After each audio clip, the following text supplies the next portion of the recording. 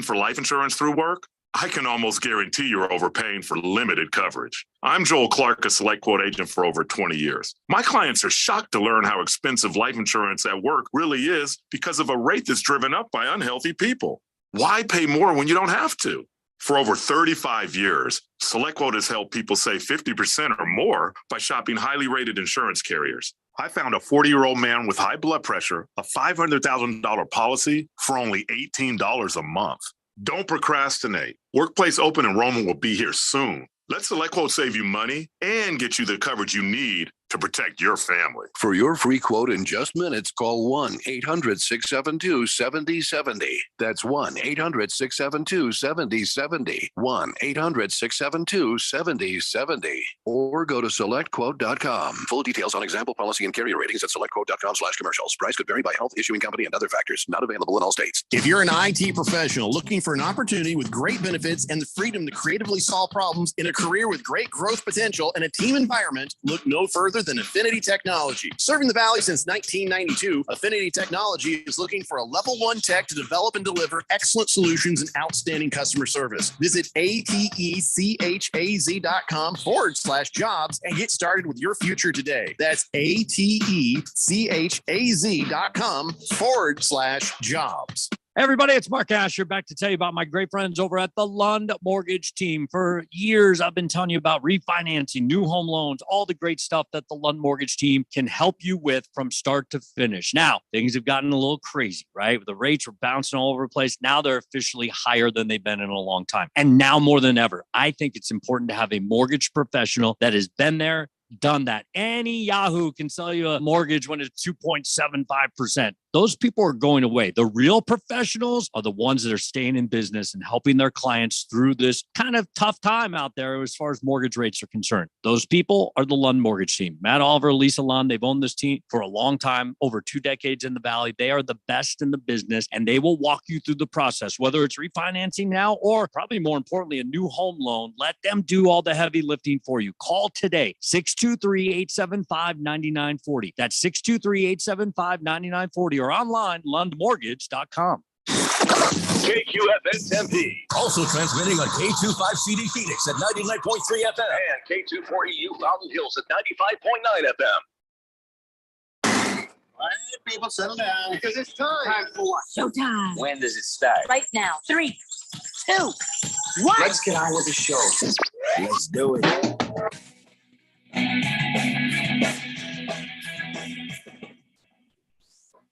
All right, everybody, it's Monday here on the Daily Blender. I'm your good friend, your radio pal, Jeffrey O'Brien, alongside Randy White. Got Keon Rose in the control room, and you guys are on the Fanatic text line, 888-368-1580. That is your number to be a part of the show. We are broadcasting live in the Harman Solar Studios in Scottsdale, and I have a prediction. We probably won't hear much from old Harman Solar Ralph this week after what happened to the Seahawks, but You think? We'll get to that. We'll get to that. So, all right, before we get started with everything, we're going to try to do a better job this week than last week. So if you're new to the show, here's the way Mondays usually work for us. Monday, we spend about 2 hours trying to sober Randy up. And then we spend another hour looking for Keon. And then once we all finally get together here and it is showtime, what we do is we try to talk about each and every game that happened on Sunday. You know, we go through the whole thing, top to bottom. And, during the beginning of the season, before the time change happened for everybody else, oh, my God, we were lucky if we ever were able to get through all the games just because there's so much to talk about. The fourth dimension on the text line, that's you guys at 888-368-1580. All your texts will distract us and detract us. And, made it harder. So we thought, well, okay, good news, bad news. The time change is happening. Now we'll have a 2.5-hour show, and we should be able to get through all the games without any difficulty. I was wrong because it doesn't matter. 1 hour and a half or 2.5 hours. This show this is ADD on radio. You know what I'm saying? It's just we can't ever focus or get anything done. And it's the super fans, the text in as well. So, we're going to try.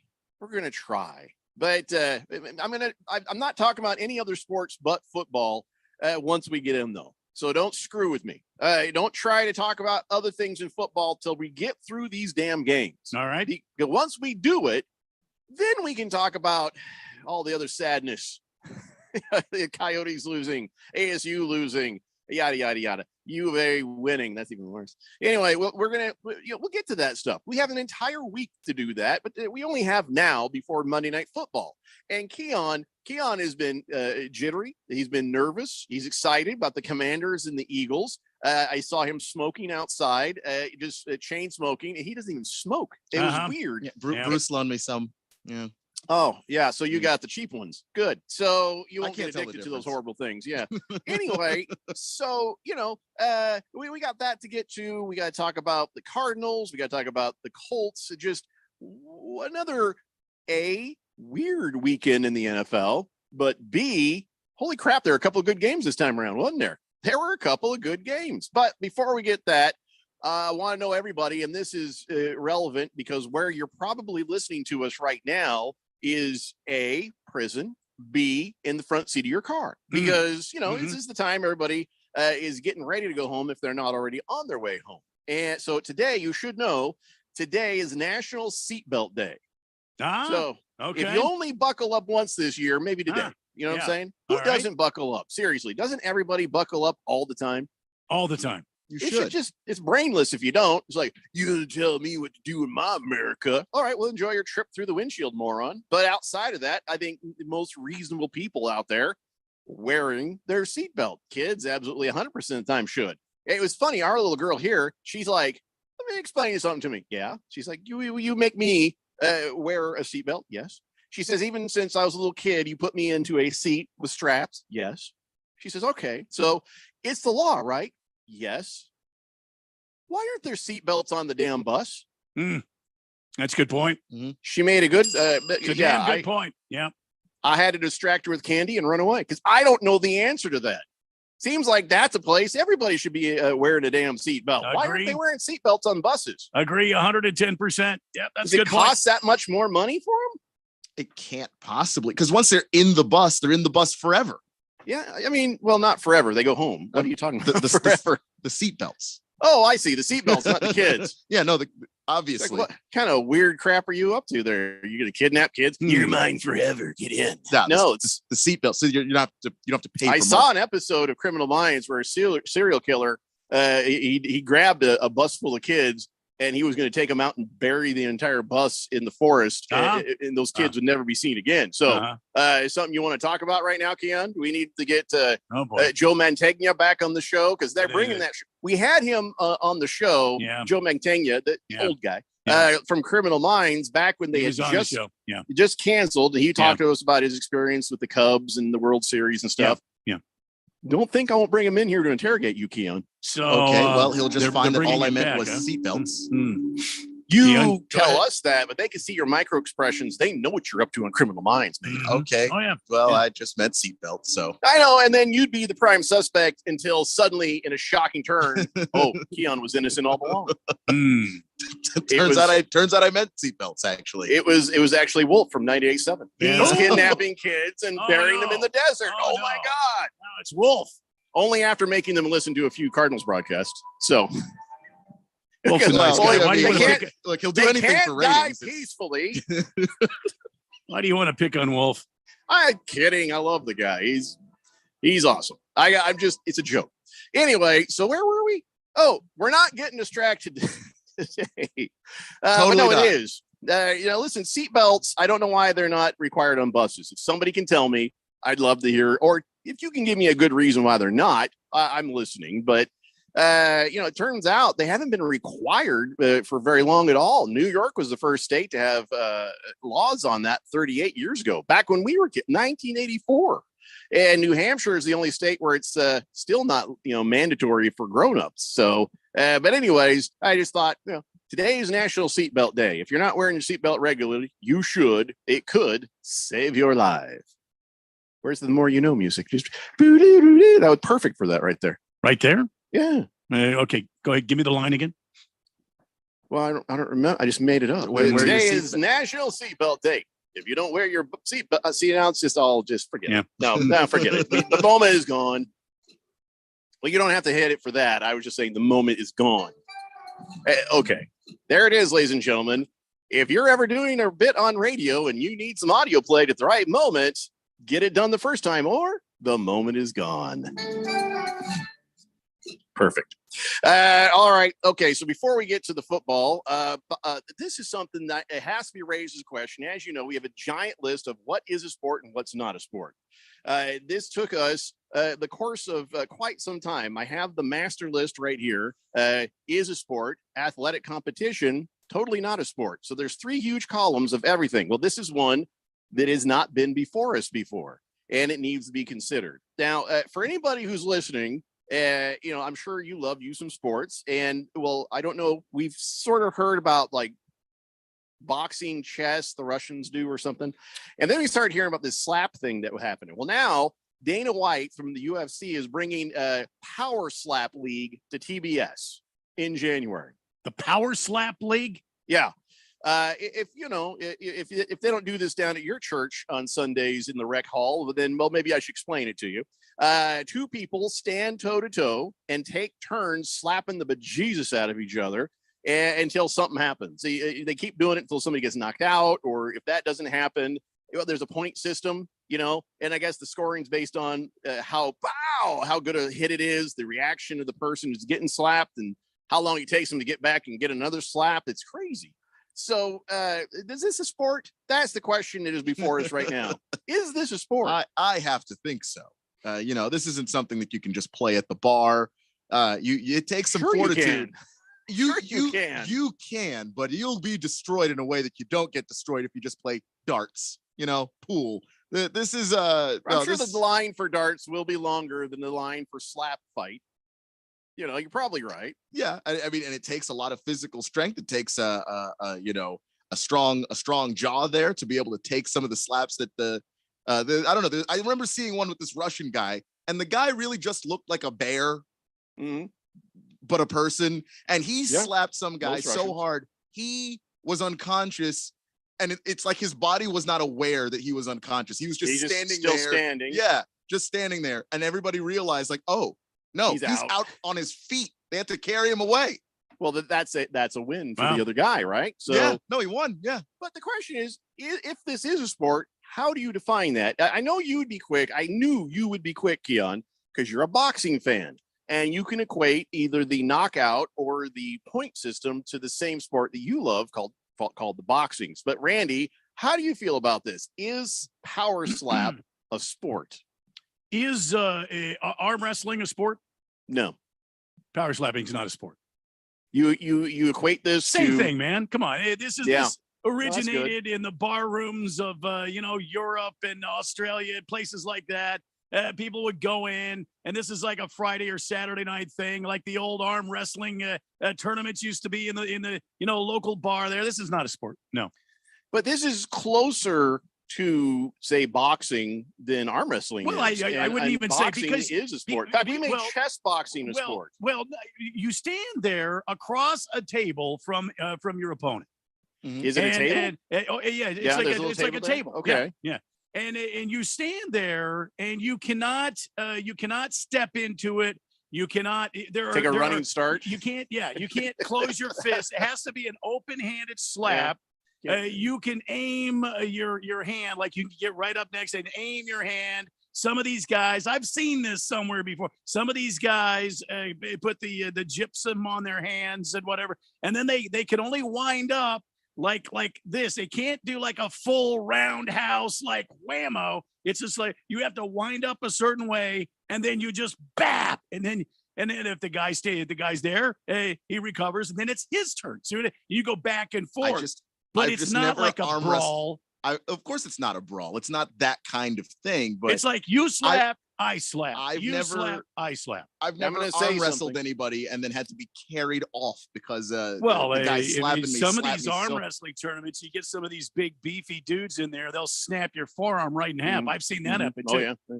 Can I just say something that's in my day, which is your day, slapping was something girls did.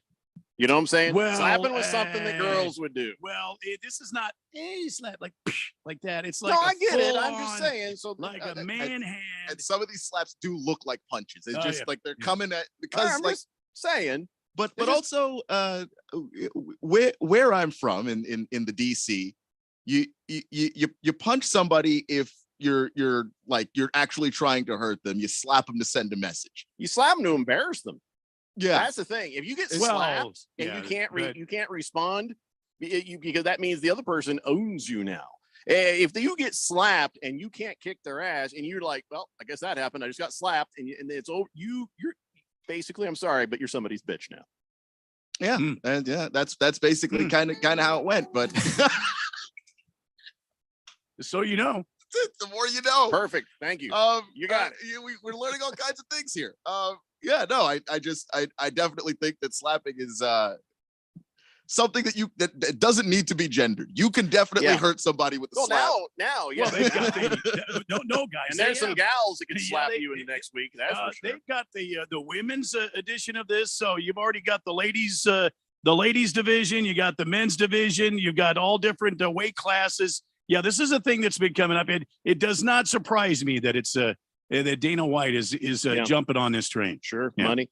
All right, so here's my final determination on this. It's not a sport, and here's why. I understand why Keon would sort of feel that similarity to boxing with the scoring or the straight up knockout.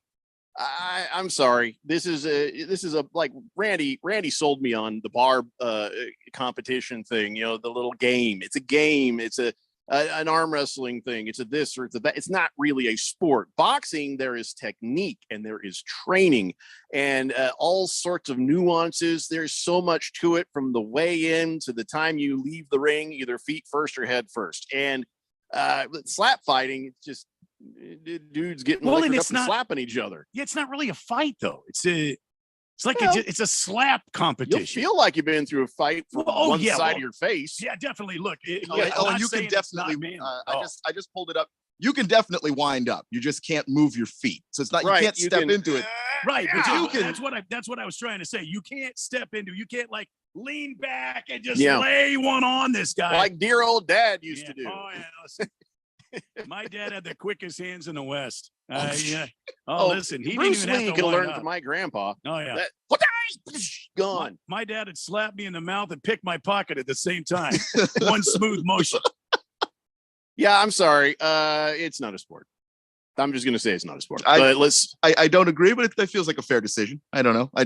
There are good reasons against it too. I mean, I'm not. There can be a clear winner. It's painful. It's not easy. It does take strength to do it because I'm not knocking anybody out just by slapping them, but I mean, can you see some of these people? I've seen some in of the these gym, guys. and they're like lifting weights on one side of their head, like Yeah. their neck on one side is enormous. They got a big because rubber that's the side- band. yeah. You get They're slapped doing a up. rubber band. Well, I think you have to do it both ways because what happens if you come across a lefty? Their jaw and everything is all huge on one side. I won't fight a southpaw. I didn't sign up for that. Yeah. No ambidextrous. I'm just sorry. I watched the guy get slapped so hard that he rocked backwards and then fell forward and knocked over the whole table. Keep in mind, I never said it wasn't entertaining. Yeah, I yeah. never said it wasn't. That it was that it was easy. I just said it's technical. No, we're not calling this a sport. No, and the thing is, I tell people all the time whenever something on our list is ruled not a sport, you can still enjoy it. Like it's still fun. No, Well, listen, absolutely. I don't. Paintball is not a sport. I love playing paintball. I'm damn good at paintball. Mountain climbing, not a sport. You just go climb a mountain. Who gives a crap? Wife carrying, that's not a sport. That's just a lot of damn work. Tug of war is not a sport. It's a Could fun be a lot. activity. Could be a lot of fun. I mean, hello. Plus minus on the wife, right? Just saying.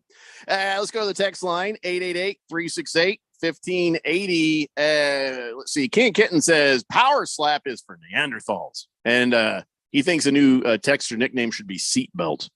Yeah, I'm not loving that one. Seatbelt says. Yeah, I don't know about Seatbelt? Randy will write it down, but I don't know if that's not feeling you on that one, buddy. Baker's Cocky Him says, guys, slap fighting is already huge here. First rule, though, we don't talk about slap fighting. Well, I guess broke the rule of it, so whatever. He says, so if we add dancing and slap fighting, then we have a Floyd Mayweather fight, right? Yes. Sounds about right. yeah. And he won his little BS fight over the weekend. I don't even know who it was I against. totally didn't watch that or pay any attention to it. Why would you? I just was flipping through and I saw like somebody got him though in the fight. That one of his eyes was a little puffy. It's like, oh, somebody got a shot in on him there before they took the dive that they had agreed to. Mr. Pink Eye says, "Hey fellas, Keon is friends with Bruce. What if Keon is a spy from the morning show?" Well, we're all friends. I don't. Yeah, Bruce is a really nice guy. Why wouldn't you be friends with Bruce? Yeah, exactly. I understand from his on-air delivery why you think that many people would dislike Bruce, but no, he's a really sweet guy. He's a good guy. You know, you might not agree with his politics or his sports takes or this just unsufferable damn in New York Jets thing. Ugh. But my wife was she went somewhere this morning. She came back. She says, "Hey, Bruce Jacobs is saying they shouldn't fire Cliff Kingsbury." I'm like, he's just screwing with people. No way. It has to be. Anyway, so no, there's no spies around here. We're all in on it together. It's only a sport if you pinch a very thin glove in your hand and slap the other person with it. Well, that's less of a sport if you do that. If you pinch a glove. Like the French do. I see. Yeah. Okay. Booger Wolf says, "Well, my Niners are looking better and better every game, boys. Now the Buffalo lost again. My Niners and Jets are in this year's Super Bowl. It's coming to fruition. Randy, pour me a brew, you crustacean-crusted pirate foot hellboy." And yet you still pour him a beer? I would wait till he was done before I'd pour anything. Just give it. Listen, he's harmless. I appreciate his fandom. Randy's like, and here's where I add the secret ingredient.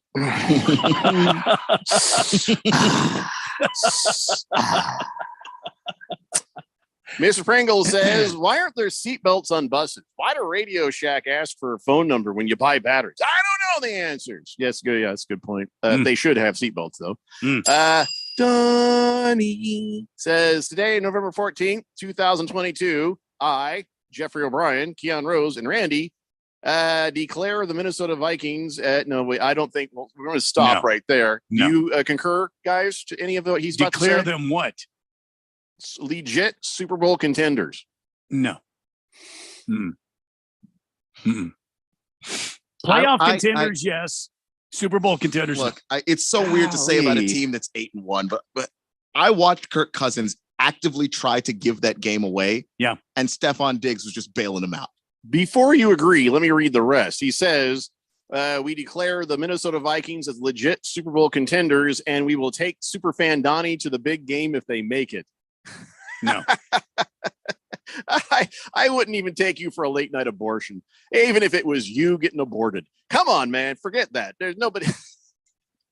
Too much? Everybody else just backed away from the microphone. What are we supposed to say, man? We're supposed to say it's the Daily Blender here on 1580 The Fanatic. Wow. Damn. Hit the button. This is Brent Musburger's action update for Arizona's new home for sports, The Fanatic. Now, here are the latest lines from my guys in the desert. NFL, the Eagles hosting the Commanders tonight to close out Week 10. Washington, an 11-point dog on the road, 43.5 the total. The Eagles looking to go to 9-0 on the season. Week 11, the Cardinals will play a week from tonight in Mexico against the 49ers. NBA today, the Suns at 8-4 on the season. They're on the road against the Heat at 6-7. Phoenix getting 1.5 points on the road. 217.5 the over-under, 4:30 tip-off. Pac-12 basketball, Utah minus 21.5 against Idaho State tonight. Later, 8th-ranked UCLA minus 20.5 against Norfolk State, and Washington minus 16 against Utah Tech. Red hot winning picks at experts.winnersandwhiners.com. Save 75% on any best bet package with the promo code ACTION75. That's ACTION75 at experts.winnersandwhiners.com. For vsin.com, I'm Trey Westerberg on Arizona's sports betting station. Are you a planner? Do you like to plan ahead? Then, of course, you already have a plan to call Harmon Solar, right? Bruce Jacobs here. It should be at the top of your list to get solar now and enjoy huge savings next summer. Up to 85% on your monthly bill with zero down and no payments for 12 months. Then you can plan what to do with all that extra money. Harmon Solar is a family-owned, women-owned, local company that uses top-of-the-line equipment. Call Harmon Solar 800-281-3189 or go to harmonsolar.com.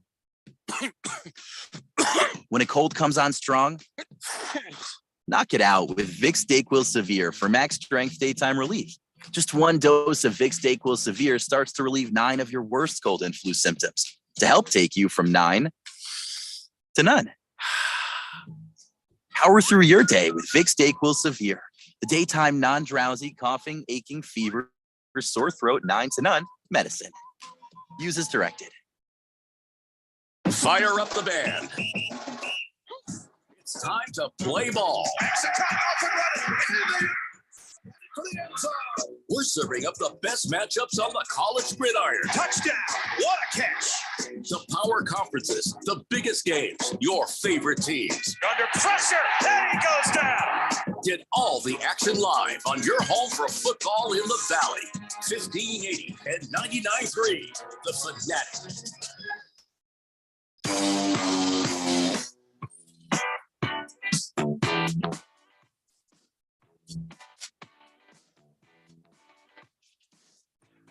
Today, Blender here on 1580 The Fanatic. Tiger Paws says, she says, I was laughing so hard I could hardly text this. Anyway, I switched my picks between the Rams and the Cardinals yesterday after I heard who was the quarterback, meaning I picked the Cardinals to go win. Go Colts. I did the exact same thing. I also changed my pick over to the Bills once I heard Josh Allen was going to play, but sometimes these things work, sometimes they don't. But we will cover that here in just a few minutes. We're probably going to talk about the well, we got some other stuff we got to talk about real fast first. Let me get caught up on the text line. Woo says, hey guys. Hi, Donnie. Vikings won because Josh Allen screwed up. But go ahead, continue your victory talk. She's 110% right, and we will get deeper in on that later on. But yeah, let's let Donnie take his victory laps. You know, the question right before this all happened was going to be, are the Vikings now a legit Super Bowl contender? Anybody who can make the playoffs is a legit Super Bowl contender. So in that sense, yes, in the, you know, in the way things happen with the Vikings, probably not as quick to feel like, oh, that's going to be the team in the game or even deep into the playoffs. But I don't know, man. They haven't given anybody a reason to say they're not. I mean, what an amazing game. And I'm sure Donnie is ecstatic today, the way the game, all the highs, all the lows, Sure. back We'll and the talk forth. about that later, yeah. But yeah, I mean, congratulations, Donnie. But I don't know that they're a Super Bowl contender. You know who's not a Super Bowl contender? Your Timberwolves. Oh, you know who's not a Super Bowl contender? Your Twins. What else? There's got to be hockey. Well, the Wild, pretty good. But They're pretty good, aren't they? I don't think they get in the Super Bowl. You know, I don't. They all get in the Super Bowl according to Donnie. 888-368-1580. Miss Pringle says Suns at Heat tonight. Should be a warm one. All right. You 2-minute penalty for Mr. Pringle for that bad pun. Wow. 2 minutes. You cannot text. It is Monday, but you know it's a slow start. But hey, 2 minutes. All right. And Chris Paul may or may not play. Eddie V says cockfighting's not a sport, but if you win, you still go home mad. That's a good point. Baker's Cocky Him says, I wish we could watch Mayweather get slapped 1,000 times in a row by those pro slap fighters. I'd pay for that on pay-per-view. He loves money so much, he might actually arrange for it to happen if he can fix it. Robert Surprise says, why? Why is Josh McDaniels still a coach in the NFL? He got beat by Jeff Saturday with a week of preparation and that much experience as a head coach. We will talk about that later. Good question. Big Risk says, how is Stephon Diggs how is Stephon Diggs bailing Kirk Cousins out when he was trying to give the game away? I think he's trying to say, how is that a big win for you? Let's see. Fish Tank says, it's only a sport if you – oh, I already read that. He says, you got to give the Vikings contender status, if only because the NFC is just terrible. The Eagles are the only team they've lost to, and they're a number 2 seed. I think it's pretty reasonable that they play in the NFC Championship game, and then to be one of the last 4 teams remaining, well, that does make you a contender. Yeah, we just don't want to give this to Donnie. It's really the biggest. If Donnie wasn't annoying, we'd be sitting here probably saying, yeah, they look pretty legit right now, don't they? I mean, look, they look legit. I just have to. I try to imagine that team in the Super Bowl, and I'm not thrilled about their defense. I think that any quarterback that is having a tremendous day can just take their defense. They really don't offer a whole lot of resistance in that secondary, outside of when Josh Allen throws passes directly to Patrick Peterson. So I just and I don't believe in Kirk Cousins. I still don't. I did not see a guy when the game was on the line that I trust. I see a receiver in Stephon Diggs who will take the ball away from a DB, but yeah, no. Ooh, I have a theory. Patrick Peterson has magnets, and that little chip in the ball gets attracted to it, and that's how it's happening. Don't think so, but I mean, that's a brilliant you don't know idea. Anything about magnets, Randy? You don't know nothing about magnets. So chips are not magnetic, but other than Not that, to potato chips, the microchips. Oh, there's metal in them things. Why would they put potato chips in a ball, Randy? I don't know. People keep talking about chips. I'm like, what, Lay's, Ruffles? What Not kind of those chips? kind of Doritos? chips. What kind of chips are we putting in the footballs? I mean, everybody Forget knows I said it anyway. Chips go with football, and so do Buffalo wings. Somebody, Oaktown Detroiter says, well, Jeffrey, like I said last week, your Colts were going to beat us in Vegas. I'm sure you were laughing at McDaniels looking like a pompous ass. Raiders are too talented to be in this effing bad. They should have kept Bisaccia as the coach the players really liked. You're right. And we said that when it happened. I'm like, why didn't they just roll with that guy? He seemed like he was doing pretty good. Yeah. But nobody is more surprised than me that things went down the way they did. Again, we'll talk about that a little bit later. Radio Ron says, I'm a Vikings fan because Cousins went to MSU. I guess that's as good a reason as any. I suppose. Did that make you a Washington Commandos fan for a while? I mean, where all has Kirk Cousins been? Was it just Commandos and then Minnesota? Vikings? Yeah, that's Minnesota. it. That's it? Commandos, Minnesota. Washington drafted him, and then he left. I don't have that kind of loyalty. I don't become a Brandon Ayuk fan just because he went to ASU or an Eno Benjamin. Oh, by the way, this is such bull crap. The Cardinals waived Eno Benjamin. They cut him. Yeah, I saw that. I didn't. What the hell? I thought it was from one of those fake Schefter accounts. I just ignored it at first, and then I saw it later. No, it's not. No, it's not. That's It's a real thing that happened because I don't understand the Cardinals. They don't make any sense. Yeah. I don't get too precious about people who went to ASU. Not enough to like a team Donnie likes, at least. Jagdog says, how about this new texter nickname? Minivan. 2 in the front, 3 in the back. I don't understand that. Let's see. My screen. Stockton Slap says, breaking news, Jerry Jones has agreed to sell a minority portion of the Cowboys. The agreement states that Jerry will own them Monday through Saturday, while on Sundays, the Cowboys will be owned by Aaron Rodgers. How I hate that tea drinking weirdo. Wait, what? Tea drinking weirdo. I drink tea.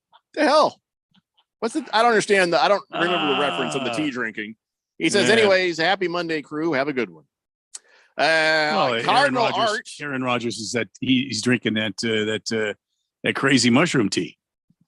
That's why. Isn't that Ursay that does that? Yeah.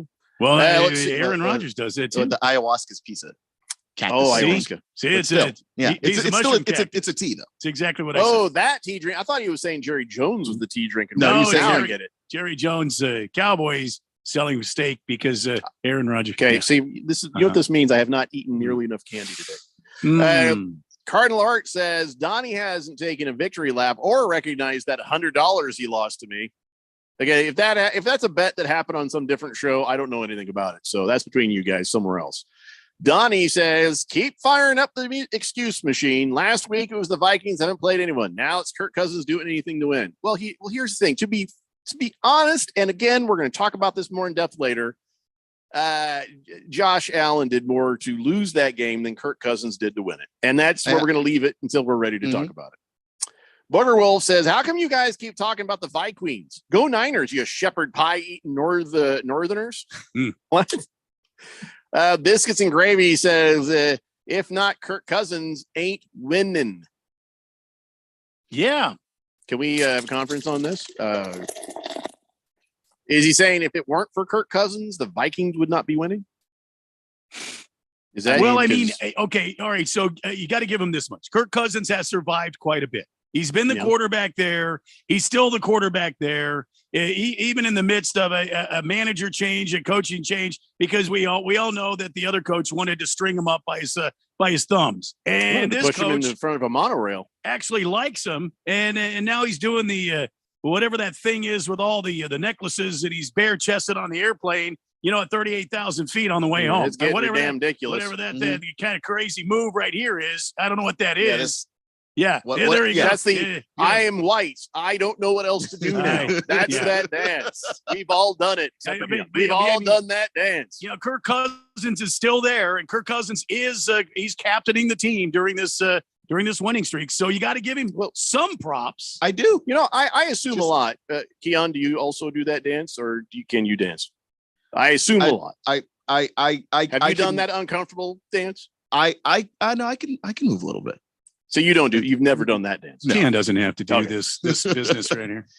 We do sometimes because we I don't know what I'm doing. Okay, now we're dancing. See, I was told long ago by my buddies, stay in the box, Randy. Just stay in the box. Well, see, that's right here. That's just a mistake. Right yeah. That turns out that was bad advice. Stay in the box. Yeah, let yourself free, Randy. No.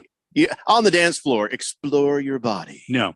Before you explore someone else. No, they asked me never to do that. So I stay. I don't mean like that, you perv. Last Optimist says Patrick Peterson was having a terrible game, getting burnt on deep balls until Josh Allen decided that he was a Bills receiver. Just throw two of them right to Patrick right to him. Yeah. And that's the thing that just kills me. Patrick Peterson has been gifted 2 weeks in a row, and he's going to walk around crowing like he's a thing. No. These guys screwed up and sent it directly at him. Let's get the rest of these texts to go in because I have bigger fish to fry before we get into all of our football games. Okay. Ken Kenton says the Cardinals, cut Eno Benjamin, and Zach Ertz is out for the season with a knee amputation. I heard it was just going to be a couple of weeks. I don't think they cut his leg off. No. There's no truth to that statement. Last update I had said he didn't tear it, but it was going to take 2 or 3 weeks for him to come back unless somebody knows something I don't. Maybe 2 or 3 weeks. We'll have to wait and see. The Dolphins are the 5th best team in the NFL right now. Prove me wrong. I will not. I will agree with you. My wife walked up to me today and said, who are the top 5 teams? And I rattled them off, and the Dolphins were that last one. So not even going to argue with you on this one, Fish Tank. Not even a little bit. Big George got you on that. He says, happy Monday, gentlemen. Interesting day in Arizona. We are going to get to all of that in a second, George. Straight Striper says, no, he had a very long text. And I know. I've been seeing him on Twitter all day. Yeah. We're going to get to you, buddy. Hang in there. Straight Striper says, it's getting tough to be a Raiders fan. Congrats on your Colts win. Green tea shots from me on me for your victory and to drown my own disappointment as well. Baker's Cocky Hen says Cousins actually has improved a lot. Last year, he would have lined up under guard on the last quarterback sneak, and they lost that game. Instead, he falls down on the inch line and let Josh Allen lose the game. Yeah. You're absolutely right. And another good question: why cut Eno Benjamin? Makes no sense. He's a solid backup. The only thing I could think when I first saw that was that maybe they were releasing him. But see, that's the trade deadline's over. So it's just, they're going to release him to waivers so he can get a deal with somebody else. There's somebody knows something about something. That was the first thing I thought was maybe the Cardinals are doing this for Eno. You know what I'm saying? Because maybe he has something else somewhere where somebody's going to go, whoop, we'll take you over here. And they already kind of have foreknowledge. You know what I mean? A post trade deadline kind of deal. You know my old saying, Jeffrey, you have better foreknowledge than foreskin. And I stick by that statement today. Hold on, let me write that down. Better foreknowledge. For is FORE skin, right? Not FOUR. Because if you have skin, that's no. FORE. That's a different kind of problem. Well, you're like an octopus or an alien or something. No. Yeah, got it. All right. Baker Cocky Hen says, can Eno pass block? I don't know. Is that why you think they cut him? I mean, Ask Eno. I don't know. What are you asking me for? Stockton Slap says, as a professional Class B bus driver, the reason buses do not use seatbelts is due to a concept called compartmentalization, which means each section of the bus should keep passengers safe because of its size and weight compared to other vehicles. Something like that. Well, I think that's dumb. I mean, I get what you're saying, but there's been times when a bus might roll over and the kids are just that happened in Chattanooga before I moved out, maybe a few years before I moved out of there. The bus driver just kind of was not paying attention and rolled the bus, and a bunch of kids got hurt. So yeah, that's seatbelts might have helped out there, you know. Is that? But I understand the theory, Stockton Slap, but I just have to say, a couple of straps of cloth and some metal buckles, and you know, maybe things would be safer, and also gets kids in the habit of always putting on a seatbelt. I'm just saying. Tiger Paws says, did we lose a week? This sounds like a Friday show.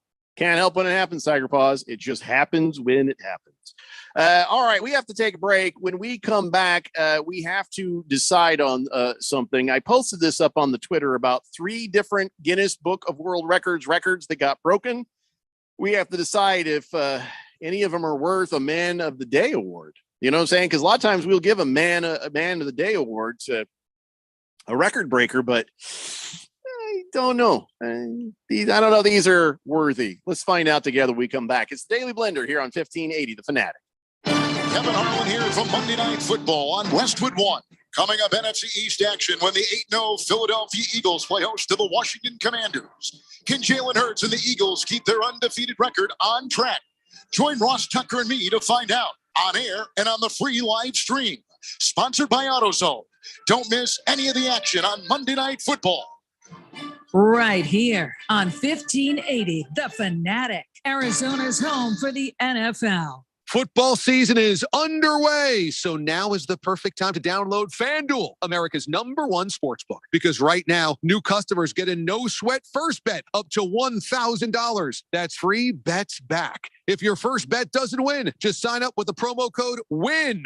FanDuel has all your favorite bets from the money line to point spreads to player props. So sign up today with promo code WIN for your no-sweat first bet. Make every moment more this season with FanDuel, an official sportsbook partner of the NFL. Must be present in state where lawful to wager. 21 plus in select states. First online real money wager. Only refund issued is non-withdrawable free bets that expire in 14 days. Restrictions apply. See terms at sportsbook.fanduel.com. Gambling problem? Call 1-800-GAMBLER. Visit FanDuel.com/RG. Colorado, Iowa, Michigan, New Jersey, Pennsylvania, Illinois, Virginia. 1-800-NEXT-STEP or text NEXT-STEP to 53342. Arizona 1-800-789-7777 or visit ccpg.org/chat. Connecticut 1-800-9-WITH-IT. Indiana, Kansas 1-800-522-4700 or visit ksgamblinghelp.com. Louisiana 1-877-770-STOP. New York 1-877-8-HOPE-NY or text HOPE-NY 467-369. Tennessee Redline 1-800-889-9789. Wyoming, West Virginia 1-800-522-4700 or visit 1-800-GAMBLER.net. It's time to gear up for the holiday season. Head over to NFLshop.com today for the largest collection of officially licensed gear from all your favorite brands. NFL Shop is your ultimate gifting destination for jerseys, t-shirts, headwear, and more. Take your game day style to the next level with the best selection of NFL gear anywhere. Show off your team pride this holiday season with styles fit for the whole family. To shop now, go to NFLshop.com. Hey, listener, welcome to Limu's Karaoke Lounge, where Liberty Mutual customizes your car insurance so you only pay for what you need, and the music never stops. Hit it. There's an emu with a full-time job. His partner's Doug, but Limu's the heartthrob. Grubs and worms, that's what Limu eats. Gotta fuel up to save you money and hit the streets. Only pay for what you need at libertymutual.com. Liberty, liberty, liberty, liberty. Did you know the 30-year fixed rate mortgage is absolutely the most expensive way to finance a home, regardless of interest rate? With a Life Changer loan, you're in control. By paying principal first and having access to all your equity, you can pay down, pay off, and borrow back as you see fit. Come see why our clients pay off their mortgages in well under 10 years without changing a dime of their spending habit. It's not magic, it's just math. So check us out at lifechangerloan.com. That's lifechangerloan.com. Arizona Mortgage Broker number MD1002031, NMLS number 1863775. Life Changer Loan Corp is an equal housing lender. Finding great candidates to hire can be like, well, trying to find a needle in a haystack, but not with ZipRecruiter. Its powerful technology actively finds and invites qualified candidates to apply to your job. So while other companies might deliver a lot of hay, ZipRecruiter finds you the needle in the haystack. See why 4 out of 5 employers who post a job on ZipRecruiter get a quality candidate within the first day. Try ZipRecruiter for free at ZipRecruiter.com/free. That's ZipRecruiter.com/free. As we plan for our retirement, there are 4 questions we need to ask ourselves or our retirement planning advisor. How much? How long? How safe? And what cost? Let's start with how much. That is, how much income we think we'll need each and every year for the rest of our lives, including all the activities we want to enjoy during our retirement, like travel, recreation, and entertainment. Plus the cost of housing, including repair and maintenance, taxes, insurance, and utilities, as well as the cost of healthcare, including expenses not covered by Medicare. Enjoy safe, secure lifetime income of 5 to 9% for life, depending on age and deferral period, with no fee deductions and no annuitizing. Guarantees rely on the financial strength of the insurer, so let's compare free in Scottsdale. For more, visit IQannuity.com, IQannuity.com, IQannuity.com. Before becoming a professional announcer, I took the announcer oath, which forbids me from misleading listeners. Just wrap your heads around the reality of that. That means I speak the truth when I say you can listen to us on your smart speaker. Just say, listen to 1580 The Fanatic.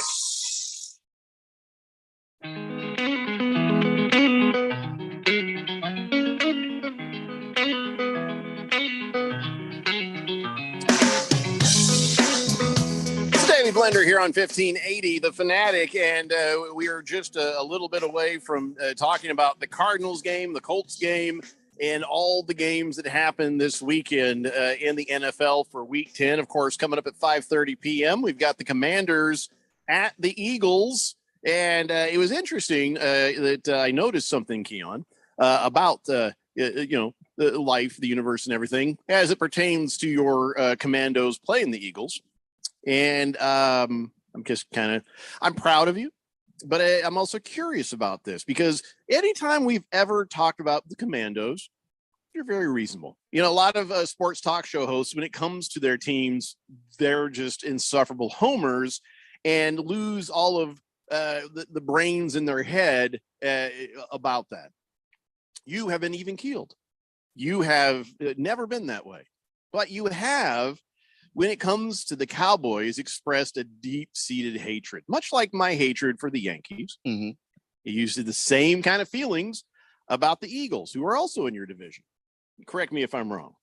You are not wrong. I don't like either of those teams. And if the Giants were, if the Giants looked legitimate as well, then you'd have to point that out too, because I hate them just as much. So then I look at your fantasy football team right now, and you're locked in a battle against Baby Got Dak in the Premier League, where seriously, it could go either way. And I kind of look down. I'm like, good for you, man. You got Justin Fields. What a great play. My wife had him in another league, and she's like, wow, I just threw him in there. In fact, I felt very smart because we were talking. She'd said, well, here's the 3 quarterbacks. Who do you think? And I'm like, Justin Fields. And then she's like, yeah, I agree. I was going to do that anyway. Yeah, of course. And and so, you guys both cleaned up with the Justin Fields, but that's not what I noticed. So I noticed look at Justin Fields. Good for you, Keon. And I look down there and I'm like, you got 2 Philadelphia Eagle players playing tonight. Mm-hmm. You got Smith and Godert. Does that hurt a little bit?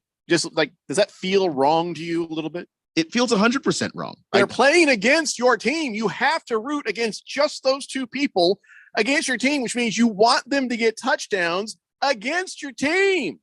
But I'm a realist here. I think they're going to score a lot. Especially those 2 guys, and Dallas Goedert's been on fire lately. I don't know what's happened to that guy, but Dallas, listen, the Eagles are going to score more than Randy on a Saturday night with a handful of rolls of quarters. You know what I'm saying? They're gonna put up points. I just don't, I don't know. Look, I'm going to walk past the analogy. I don't understand it. It made no sense on purpose because I just wanted to see the quizzical look on Randy's face where he's like, no, he's right. But what? At the arcade, Randy, putting those quarters up across the top of Galaga. The only thing I can play some defender is a shootout where Washington actually punches back. That's the best I've got, because I don't think that they stop those guys from getting in the end zone. So I see no reason why my fantasy football team shouldn't benefit from the thing that's going to happen anyway.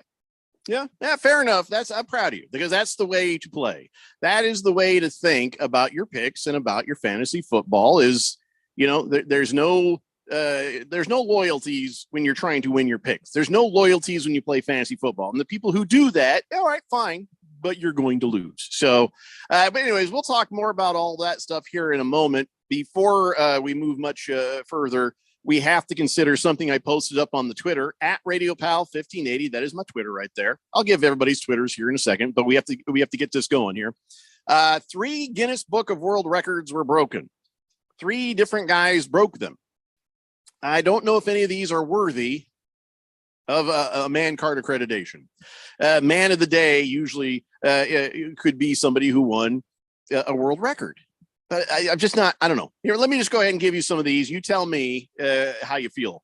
The first one, a guy in Illinois, he put on 509 lanyards to break the world record.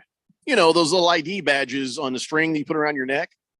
509 at once. His name was Sonny Molina, a surgical nurse with 20 years experience. And I don't know why he decided to try this, but he did. And he set the, 509. So he just put on one after another. 509 times he did this until he was just more lanyard than man. Okay. And this guy's a surgical nurse? Yes. All So right, go ahead. Here's the next one. A group of people had to get together for this. I'm not sure how many, but a bunch of people in Wyoming, in Casper, Wyoming, a bunch of guys with beards, they set the record for longest beard chain. All right. Now, here's what that means. You got your beard, right? You take part of it and you tie it to another guy's beard. Yep. And then over on the left or right side, you tie the other one to another guy's beard. So you have beards across America. Yes. You have to have at least 8 inches worth of beard to be in this, or else there's Correct. Just Correct. weird. Your face. So any other somebody state, else. any other state in the union would not work. It had to be in Wyoming. Go ahead. Well, no, I mean any state would. This has just happened in Wyoming. No, it would have to happen in Wyoming because that, per capita, most beards per capita. Well, I think Montana could give you a run for the money, but whatever. Maybe. Or Alaska. But listen, here's what it turned out to be: 150 feet long. All right. 150 feet, double the previous record at 62 feet 6 inches. On the Germans without beards, we'd like to connect them. They can be shorter. We don't mind being closer together. Anyway, so I don't know how many people that is. I guess you could do the math, but some beards are longer than others. So I can't tell you for sure how many guys, but there's that. And then here's the next one in Old England, a 20-year-old, he must be popular with the ladies. He solved 6,931 Rubik cubes in 24 hours. So that means that they handed one next. It's almost 7,000 Rubik cube solves in 24 hours. And So he did that straight, like 24 hours straight, just doing Rubik's Cube? Yeah, he said he was in a bad mood by hour 12. It was like, yay! He's like, it sucks. But he did it. He just kept on going. He beat the Canadian record. Some dude from Canada back in 2013 did 5,800. So this guy put a stamp on it. So there you go. Those are the 3 records.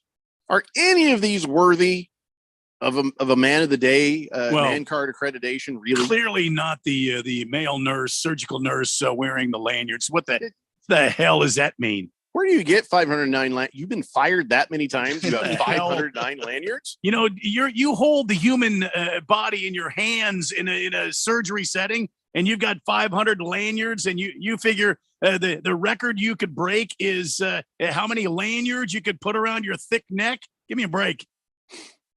What about trying to hold as many human hearts in your hands at one time? Juggling human hearts. You see what I'm saying? Now we've got something. Juggling human hearts that then get put into bodies that work. See what I mean? Well, the thing is, if you screw it up, then you ruin a heart. Well, it makes it even better. It makes the stakes even higher. Keon. Oh boy! And you got these. This is kind of manly. You got these Wyoming knights, with the beards. I mean, that's kind of manly. But it's kind of. I don't want to tie my beard to something. But it's kind of weird though. It's a little. That's the thing. It's like on one hand, you've got 8 inches worth of beard, so plus But the minus is you're now tying it to another person's beard. What if somebody sneezed? Fuck you! Oh You're my God, ripping out yeah, beard that's on somebody. Good. Or you Crazy. sneeze in your You got face the- because you can't pull away. You got the whole COVID thing going on. Yeah. You know, the I didn't think about Omicrons that. and the beardacroms and the The beardacrom. Yeah, That's a string the right there. worst The one. beardacrom. Points for Manly having a beard for like that. having the beard, but Yeah, but tying it together with another guy. it's not impressive. I gotta like go. They did something. Gotta They just go tied with themselves. I got to give it to this guy. First of all, he's 20 years old, which is he must be absolutely And- just slaying it with the ladies. That's what I'm saying. He's got probably a record for solving Rubik's cubes and time spent being a virgin. Yeah, and not only that. Look, I got to give it to this guy because he beat one of them sneaky Canucks. Yeah, you He can't beat trust one of them- Canadians. You can't trust the Canadians. You can't even tell me that the Canadian record was legit. You know what I'm saying? Look, Dirty, stinking, filthy Canadians. That guy, Canadian, cheated somehow. I know it with the poutine and all the takeoff, and the beer and all that, Yep. And your hockey, And Sorry. Moose, Suri, Ood in the boot. I got to give it to the 20-year-old who's just absolutely demolished I don't the know. former record. I don't. I Look, mean, that's this takes- nice. it Salute takes- him, but I'm not giving him man of the day. Takes commitment, Jeffco. Yeah. I mean, look at all. He wasn't out chasing tail. He wasn't out there honing his skills as a man. He was Well, committed. You're just You making the case just against talked him him. out of Randy. He was committed. You almost Committed. talked him into it, and then you talked him back out. Committed to beating the Canadian Rubik's Cube record. Okay, we got to go a different way with this. We have to go a different way with this because I cannot accreditate any of these people. I can't make man of the day out of any of these people. All right. We have to say who's the worst. Which one is the worst? That- the that- beard it's tying the guy, lanyard. the lame guy, lanyard with the guy. lanyard. Yeah, Come on, because it's just man. you're putting on lanyard. That is solving a Rubik's cube is a skill. Growing out a beard is something about you that's very masculine and all that. Damn it! The lanyard, you're just putting on lanyards. Yeah, Yeah, come hold on, man. guys. Hold on, though. Yeah. There's a hitch. I can't censure him for this. In his attempt to do this, he raised money for a nonprofit group called Souls for Souls, which gives shoes to homeless people. What are you talking about? The male nurse surgical guy? Yeah, you raise money for charity doing By this. putting on lanyards? I don't get it either, but maybe they're giving him money just to go away. Like, okay, here. But whatever the case, he did raise money for charity, so now No. I can't go after him for that. He still can't win man of the day. Nobody gets anything. How's that? Yeah, and Nobody. Look, we're talking You know, about the only people who get record- anything are the guys in Wyoming getting beard lice. That's Well, it. Nobody yeah, gets that's anything. it. Yeah, that's So true. what are you saying, Keon? I was saying that he doesn't get any credit for the record itself. Just he managed to turn it into a good cause, and he does get credit for that in its own way. But if we're Meh. just talking records, no, Yeah. the lanyard thing's just not. I mean, I got about 20 lanyards over here under my tack vest here. You're off to a good start. And so I just got to go to I don't know, about 400 more of those radio conferences. Yeah, no, I'll pass on that. I don't want to be around those people. Big T says, I feel like technology really has bypassed the school bus sector. You're not kidding, man. Stockton Slap says, I don't design school buses. I just drive them. No, I hear you, man. Let's see. Flying Monkey says, I broke the standing Guinness Book of World Records mark for F-bombs dropped during a single NFL Sunday yesterday. That ain't easy. Not the way things been going lately. Fish Tank says, you have to be at least 8 inches. Just another competition I can't compete in. No, Fish Tank, beard length. Beard length. You're probably fine if you just wait a while. King of Kitten says, if you drop human organs, simply wash gently with warm some Dawn dish soap, like they do for ducks. Oh, yeah. I feel like that would work. I'm pretty sure that's wonder- what they did with my liver when they had the transplant. I don't see why not. I wonder what the Guinness Book of World Records is for the world's longest human centipede. That's disgusting. Straight Striper says more details are needed about the man of the day considerations. What part of the body did that guy hang 509 lanyards on? His neck. So yeah. Sorry to disappoint you. When we come back, we're talking about all the football games we promise. 1580 The Fanatic. Hi, this is Nick LaCapria.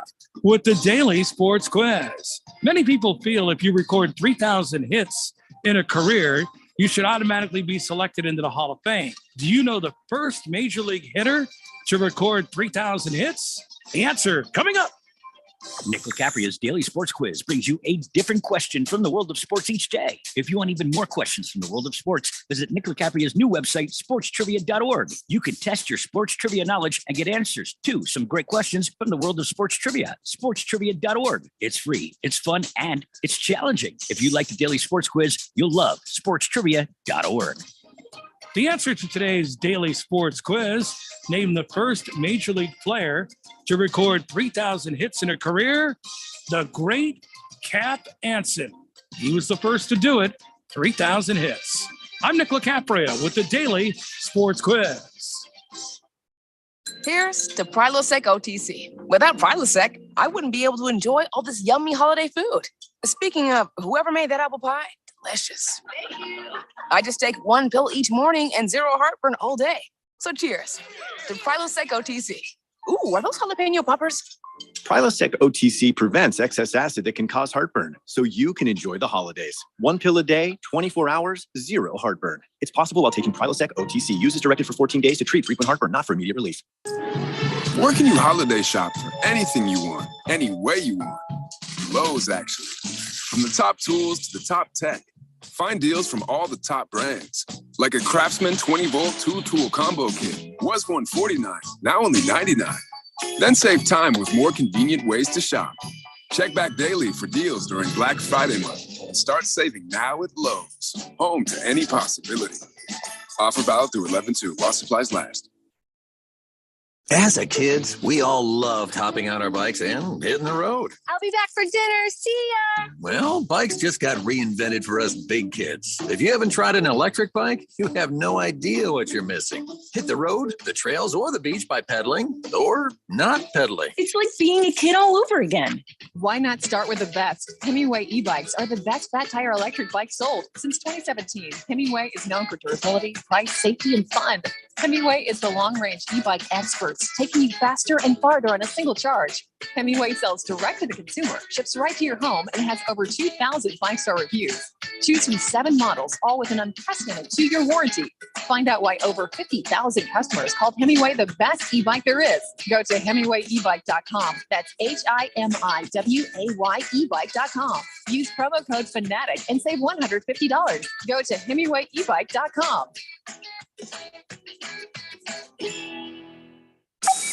KQFN Tempe. Also transmitting on K25CD Phoenix at 99.3 FM. And K24EU Fountain Hills at 95.9 FM. Quiet, people, settle down. Because it's time. Time for what? Showtime. When does it start? Right now. 3, 2, 1. Let's get on with the show.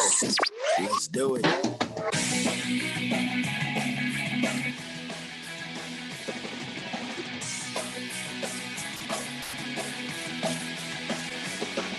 All right, everybody, it's 4 o'clock here on the Daily Blender. I'm your good friend, your radio pal, Jeffrey O'Brien, alongside Randy White.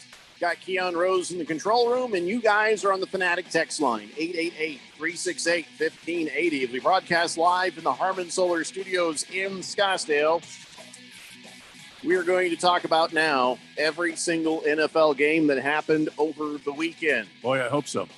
Yes, we're actually finally doing it right now, although it's interesting that Fish Tank says he just ordered 510 lanyards. He says, I'll see you in the record books, fellas. Yeah, but it's not just the string. You also have to have like the little placard thing, you know. Got to have the credentials to go with it. Yeah. That little card thing hanging there. So just remember that before you try to set that record, pal. All right, so let's talk about what happened with the Arizona Cardinals first. Let's start there. Do not understand why they cut Eno Benjamin. I don't know if anybody has the reasoning. I'd like to think it was to help him so he can get on another team or something, because he seemed like he was doing fine when they'd hand him the ball. He did what he was supposed to do. Unless somebody mentioned earlier that he wasn't pass blocking, but not everybody does. Yeah, not all running backs do. And he's a backup running back. And when James Conner was out for 3 weeks, he was the back, and he did a really good job, in relief of somebody that normally helps carry the load offensively, and especially in the red zone for this team. Eno Benjamin came in and did his part. I thought that would be enough to say, okay, Connor's back. Obviously, Benjamin's share of the offense is going to be reduced, but that's different from they waive the guy. I still don't understand that.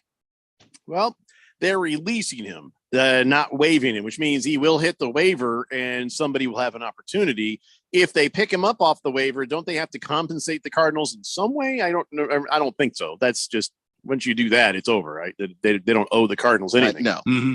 No. All right. So that was a little bit of a head scratcher for a lot of people, but let's go ahead and talk about the Arizona Cardinals beating the Rams.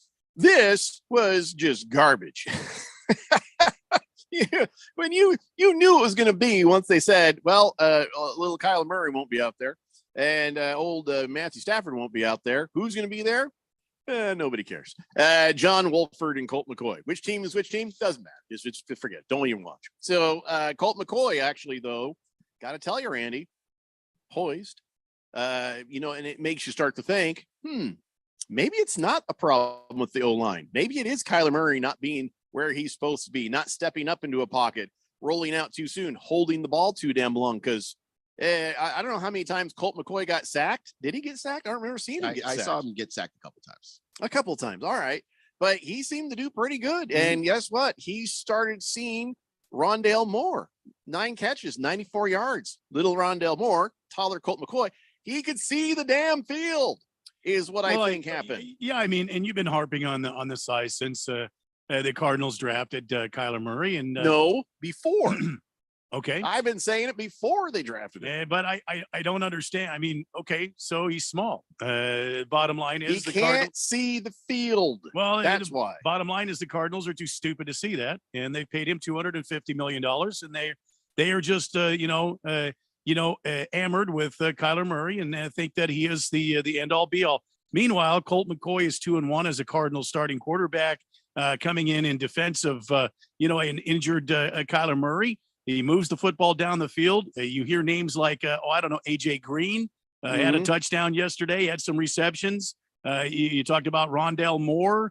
He seemed to get DeAndre Hopkins in the mix as well. Yeah, he 10 was passes, 98 yards for Hopkins. he was 9 passes, 94 yards for Moore. He had Zach Ertz going. He seemed to have For a a running. minute. He had until he got hurt, which was sort of an innocuous play, but an injury nonetheless to Zach Ertz. And we all kind of knew Zach's a little older. He's got some miles on him. This could happen. I'm hoping it's nothing major. Hoping he can come back. We'll have to wait and see. No, why do these things happen to me? Well, and also we had a running because the passing game was working. We also had a running game, and vice versa. Because we had a running game, we were able to have a passing game, and you had to slow that Rams defense down. So I don't know what the answer is. I mean, there's been AZ Central. One of the writers there, I forget his name right now, came out and said there's no quarterback controversy in Arizona. The quarterback is, old Texas Joe there. It's not Colt Kyler McCoy. Murray. So I don't think that's the case. I think Kyler Murray's still the starting quarterback of this team. I just feel like it's another Arizona bungled major sports team, and we're stuck in this kind of cycle of bad sports here in the Valley, and it's just kind of sad. I'm glad we won the game. I'm glad we beat the hell out of the sheep herd. And let's go Cardinals this week against the 49ers. I bet Kyler Murray gets back a little bit quicker than he would have. Because now he's looking over there like, it's maybe a I better hamstring. get myself back on there. It's a hamstring. You don't. Yeah. You come back too soon from a hamstring, you'll be back out with the same hamstring. Well, I'm telling you, he's going to want to because it's not a good look for him right now. He might want to. And quite frankly, the best thing for the Cardinals right now and their fan base would be to let Colt McCoy go in there and see what happens. Nobody looked good yesterday. And remember, you're playing the Rams, who are in bad shape right now. Nobody looked good. But let me just tell you this. This singular game, I lost my fantasy football, maybe even the season, because I lost 2 star players within 10 minutes. Cooper Kupp, he went out with, it looked like it. I thought his leg was broken with a bad injury there. Yeah. And Zach Ertz, what turns out his ACL is intact. They're saying he's going to be out a few weeks unless there is new news that I have not seen Straight Striper says, yeah, but Ian Rappaport has reported Zach Ertz has a season-ending injury. But that's a new report since we got on the air. I don't have a screen up here in front of me for that at the moment. So great. Why do these things always happen to me? Yeah, Zach Ertz was being carted off and his head down. I know he was thinking, oh no, Jeffrey O'Brien's fantasy football team. That was the report as of an hour ago was Ertz out for the year. Yahoo Sports. Like 3 or 4 hours ago, they said his ACL was intact. Yeah, Yahoo Sports, CBS Sports, NBC Sports, all reporting out for the season. I don't care about them. I believe Straight Striper, and so I will concede to that now. Adam Schefter, Ian Rappaport. Yeah. Anybody got a tight end I can trade for? The NFL Twitter account. Yeah, it's all reporting it. He's done. I believe all of you, but they're saying now, unless this has changed, Cooper Kupp has avoided what they call a worst case scenario. It looked bad. You thought it was going to be bad, and you thought, wow, I guess he's going to have to go back to Pennsylvania and ride the horse and carriage around town because that's it. But no, they say he should be back sooner than later. I don't know how long it's going to take him to recover from his thing, but yeah. So that's it for my fantasy football season. Oh, why does these things always happen to me? I don't have any more comments on the Cardinals game other than it was nice to see a quarterback not scared, a quarterback who was poised in the pocket. And that's what doing what he needed to get done. Yeah, I was actually on the phone with my brother and I was talking about the game and I was like, wow. The thing I noticed about Colt was there is a calm back there that's not there when Kyler's playing. And when Kyler plays, there is a franticness, there is a constantly scrambling around. And sometimes we're saying he can't see the receivers downfield because he's short, but other short quarterbacks have been able to see it. I'm starting to think that Kyler doesn't look downfield while he's running around back there because it's so frantic the way that he plays. How could you possibly see anything? Okay, first off, the calmness factor. Let me explain to you why. His little wristband thing that he has that Russell Wilson refuses to use. Well, Colt McCoy's, when you flip it up, and if you can see it, it's an advent calendar of barbiturates. And he just grabs a couple of those. And anytime he feels nerves, he tastes it, and they taste like Pez. So that explains a lot. Why won't he share? Allegedly. It's a theory. It's a theory I'm working on. The other quarterbacks share it with him. Sure. Except for Kyler. Kyler, you can tell, never has those. So, and I hate to use the same argument against the Cardinals at this moment as you use against the Vikings, but this was the Rams. We don't know how good Colt McCoy is going to look against a team that's in 100% shape. We just don't know. But I feel like you're right. Colt McCoy is a calming person. He may not win, he may lose, but at least he's steady, solid individual right there, and seems to be making better use of this O-line than Kyler did. And I'll give you an example of the calm. He threw a pass to Rondale Moore, and Rondale Moore just straight up didn't catch it. Ball hit him in his hands, bounces out of bounds, and Rondale Moore is looking back like, "Oh man, my bad." And Colt's like, "No, don't worry about it. Don't worry about it," and goes Colt's right back. Up his wristband. but he goes right back to him the next play and they pick up the first down. That is the way that you keep the offense on schedule. A lot of times it's just, hey, receiver starts getting in his own head. You don't have to do that. I will find you again. Just get open again. See, the difference between Colt McCoy and Kyler Murray that I've seen 2.5 feet. Well, besides the height, sorry. yes, I was just guessing 2.5 feet and the barbiturates. But the difference between these two guys, their personalities. One is sort of like is sort of a hot-tempered little barbarian back there, and Napoleon complex, right? Napoleon complex. And the other guy is sort of like we're a team. We live together, we die together. This is not the end of the world here. Let's try it again. He's just happy to be there. Well, and I think more mature Colt McCoy could be on any team as a backup quarterback. He's not going to be a starting quarterback. No. But he is a veteran presence and a great backup quarterback. And from what I understand, everybody loves the guy. I mean, the guy just is he's a wonderful guy to be around. and he doesn't have that same kind of anger, like a little ball of anger if you get angry because somebody drops the ball. You know what? It's mistakes happen. Let's do it again. It's one of those things. And I think this team reacts well to Colt McCoy's leadership right now. And it was good to see. God, it was so good to see some offense finally out of this team. I will say Colt McCoy is not the starting quarterback of this football team. So everybody just take one of Colt McCoy's barbiturates and relax. Mm-hmm, mm-hmm.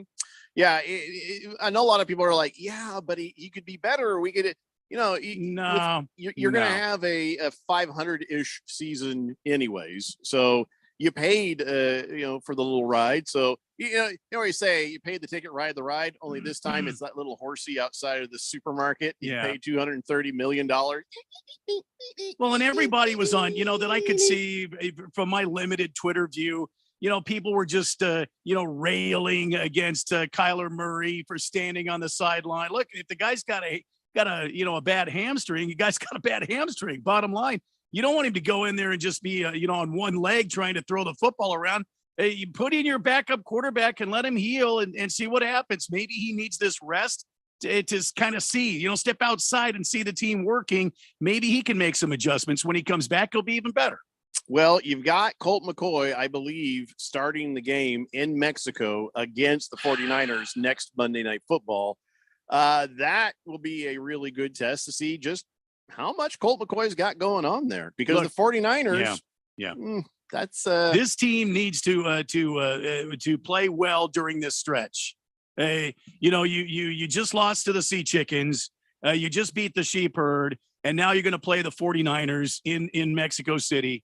You need to play well during this stretch, and you can't afford to go out there and really crap the bed. So I hope Colt McCoy is the starter this coming weekend. I hope they don't rush Kyler Murray back, and I hope we have a good game against the 49ers. That's all I can ask for. Booger Wolf says Niners are taking the Vikings out come Niner time in the playoffs. Nick Bosa is too quick to the quarterback this year, boys. Let's go, faithful ones. Nick Bosa, that's the racist Bosa, right? That's the bad Bosa? On the Niners, yes. The older Bosa is on the Chargers. Yeah. You got a racist Bosa there, buddy. Stockton Slap says Kyler is closer to Napoleon Dynamite than Napoleon Bonaparte. Dude is not a field general at all. He has zero leadership skills. Well, and we've been saying that already this year, and I've been starting to see it. So what do you want me to do? We'll change it from Napoleon to Yippy Dog. Angry little Yippy Dog. Well, I mean, but okay, so everybody's identified it. So what do you want? What do you want to happen? I mean, everybody can cry for Cliff Kingsbury's job. He's not going anywhere. Everybody's been yelling about the GM, Steve Keim, to go away. He's not going anywhere. Now everybody's going to yell about Kyler Murray going away. Well, guess what? They just paid him $250 million. He's not going anywhere. So we all need to get our heads around what's happening here and get behind this team, or find another team to root for. Well, I already root for another team. You do, yeah. Yeah. But I wasn't speaking directly to you. Well, you said I was speaking to the Red Sea. I was speaking to the Red Sea. Saying you're not part of the Red Sea. Your wife is part of the Red Sea. You're not part of the Red Sea. I'll be honest with you. You're not in the Red Sea. Can I just say one sentence? One sentence about the Indianapolis Colts and what happened over the weekend. They're not tanking? No, that's not what I'm going to say. They're not tanking after all. Or were you going to say, damn it to hell, what are we doing? No. One sentence. We can't even tank right. That's my sentence. We can't even tank right. I was telling Miss Kim that yesterday. Look, it's all hope is not lost. Okay. The Lions bailed you out. True. The Lions bailed you out. Yeah, but it's a wash now. It's like, it's just more work. And I just, okay, fine. I'll be honest. We did not have the Colts on the main screen. We had the Cardinals up there, and I was looking over there, and I was like, oh God. But I got to say this. I did enjoy seeing Josh McDaniels find himself on an even hotter seat. Except for, here's the problem, and I don't know, maybe we've talked about this before. Generally, when an owner comes out and says, you have my full support, that means the your dreaded ass vote is of fired. Mm-hmm. Right. And he got the dreaded vote of confidence. He says, hey, Josh McDaniel. I like Josh. I think he's doing a fantastic job. That's why I hired him. We did an exhaustive search and found the person we believe is going to bring the Raiders to greatness. Fantastic. You know, have you seen the record? I can't see anything through these oddly bloodshot eyes. Fantastic. And they're like, you know, you're 2-7. All right. That's good. Wonderful. Do you think Mark Davis is going to get rid of him after 1 year? Mark Davis does not know which way is up right now. Well, I don't think he's going to get rid of Josh McDaniels after one season of a team that was kind of put together by Gruden and the other guy. I think he's going to give him 2 seasons to let him establish some semblance of his team and see what happens. I kind of feel like in Mark Davis's dumb head that they're, he's like, all right, we'll put Josh in there and then we'll see. Okay, no, now we're rebuilding. He's probably thinking we're about to rebuild with Josh McDaniels as the coach. Probably. But there's nothing you can do about it at this moment. All you got to do is see the rest of the season through and start putting your pieces together in the off season. And maybe that's what Mark Davis is kind of known he was going to do all along, but you had Bisaccia and you didn't have to pay him as much. It just seems like, why didn't you just let it ride with the other guy? I don't know. I think we're doing pretty well with the other guy. We could do better with another coach, like with a coach who's had experience before, et cetera, et cetera. Well, now you know that the reason you were doing okay with the other guy was because it was the other guy. The other guy is a better coach than Josh McDaniels, and Josh McDaniels should be fired. But I agree. When you lose to a guy that has not had any NFL head coaching experience literally ever whatsoever, and he had 1 week to try and figure it out, and he shows up and he beats you, that's fireable to me. That is a fireable football offense. But I just don't think Mark Davis is going to do it. He's a very prideful guy. He's got the Raider legacy. He's got the Davis name. If he hires a coach to cut bait with that guy after one season, I think he's not going to be able to do that, even though I agree with you. He should. Fantastic job, Keon. You're doing a fantastic job. Oh, boy. Sorry, Keon. Uh-oh. I want to get that. That's Radio Ron. It's a Daily Blender here on 1580, The Fanatic. This is Brent Musburger's action update for Arizona's new home for sports, The Fanatic. Now, here are the latest lines from my guys in the desert. NFL, the Eagles hosting the Commanders tonight to close out Week 10. Washington, an 11-point dog on the road, 43.5 the total. The Eagles looking to go to 9-0 on the season. Week 11, the Cardinals will play a week from tonight in Mexico against the 49ers. NBA today, the Suns at 8-4 on the season. They're on the road against the Heat at 6-7. Phoenix getting 1.5 points on the road, 217.5 the over-under, 4:30 tip-off. Pac-12 basketball, Utah minus 21.5 against Idaho State tonight. Later, 8th-ranked UCLA minus 20.5 against Norfolk State, and Washington minus 16 against Utah Tech. Red hot winning picks at experts.winnersandwhiners.com. Save 75% on any best bet package with the promo code ACTION75. That's ACTION75 at experts.winnersandwhiners.com. For vsin.com, I'm Trey Westerberg on Arizona's sports betting station. When a cold comes on strong, knock it out with Vicks DayQuil Severe for max strength daytime relief. Just one dose of Vicks DayQuil Severe starts to relieve 9 of your worst cold and flu symptoms to help take you from 9 to none. Power through your day with Vicks DayQuil Severe, the daytime non-drowsy, coughing, aching, fever, sore throat, 9 to none medicine. Use as directed. For the latest from the world of golf, tune in every Saturday morning from 6 to 8 for the Golf Shop Radio Show, presented by PlayGolfMyrtleBeach.com, the golf capital of the world. Hosts Mark Greenhelch and Matt Blanchard talk golf from tee to green and everything in between. If you like golf, you're going to love Golf Shop Radio. Before you tee up, drop on in. Welcome to the Golf Shop here on 1580 and 99.3 The Fanatic. It's time once again for the Harman Solar 1580 The Fanatic NFL Fan Pick'em Contest. First prize is $1,580 from Harman Solar. Second prize, a Zebra e-bike from Hemingway. And $500 third prize from Harman Solar. Sign up today. Go to 1580thefanatic.com. The Harman Solar 1580 The Fanatic NFL Fan Pick'em Contest. From your home for the NFL in the Valley. 1580 and 99.3. The Fanatic.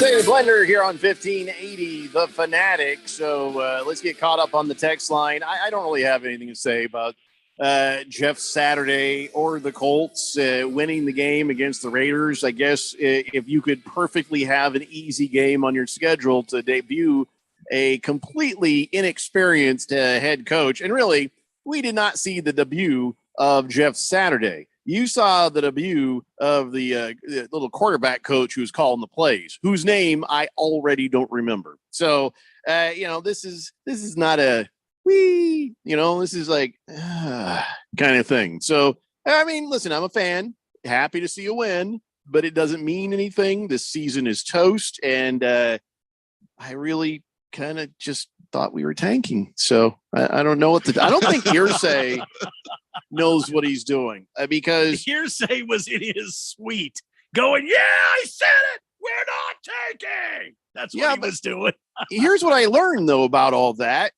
Jim Irsay hired Jeff Saturday, and Chris Ballard was like, oh, you probably shouldn't do that. I really do not think you should do that. And Irsay they said, hell bent on making Jeff Saturday the coach. And then Pete Ward, he stepped up and he's like, yeah, you probably should not do that. The team president and the GM were both saying, hey, could you put down the guitar? Hey, can you stop playing the piano for 2 damn seconds? I know. Yes, we know it was John Lennon's. Mr. Irsay, please do not do this. You already did it. Okay, great. So yeah, they were telling him that he was hell bent. So what are you going to do? So I don't know if Chris Ballard is getting ready to either quit or be fired, but Irsay went from, okay, we can't play Matt Ryan because we're going to save that $17+ million and all this stuff.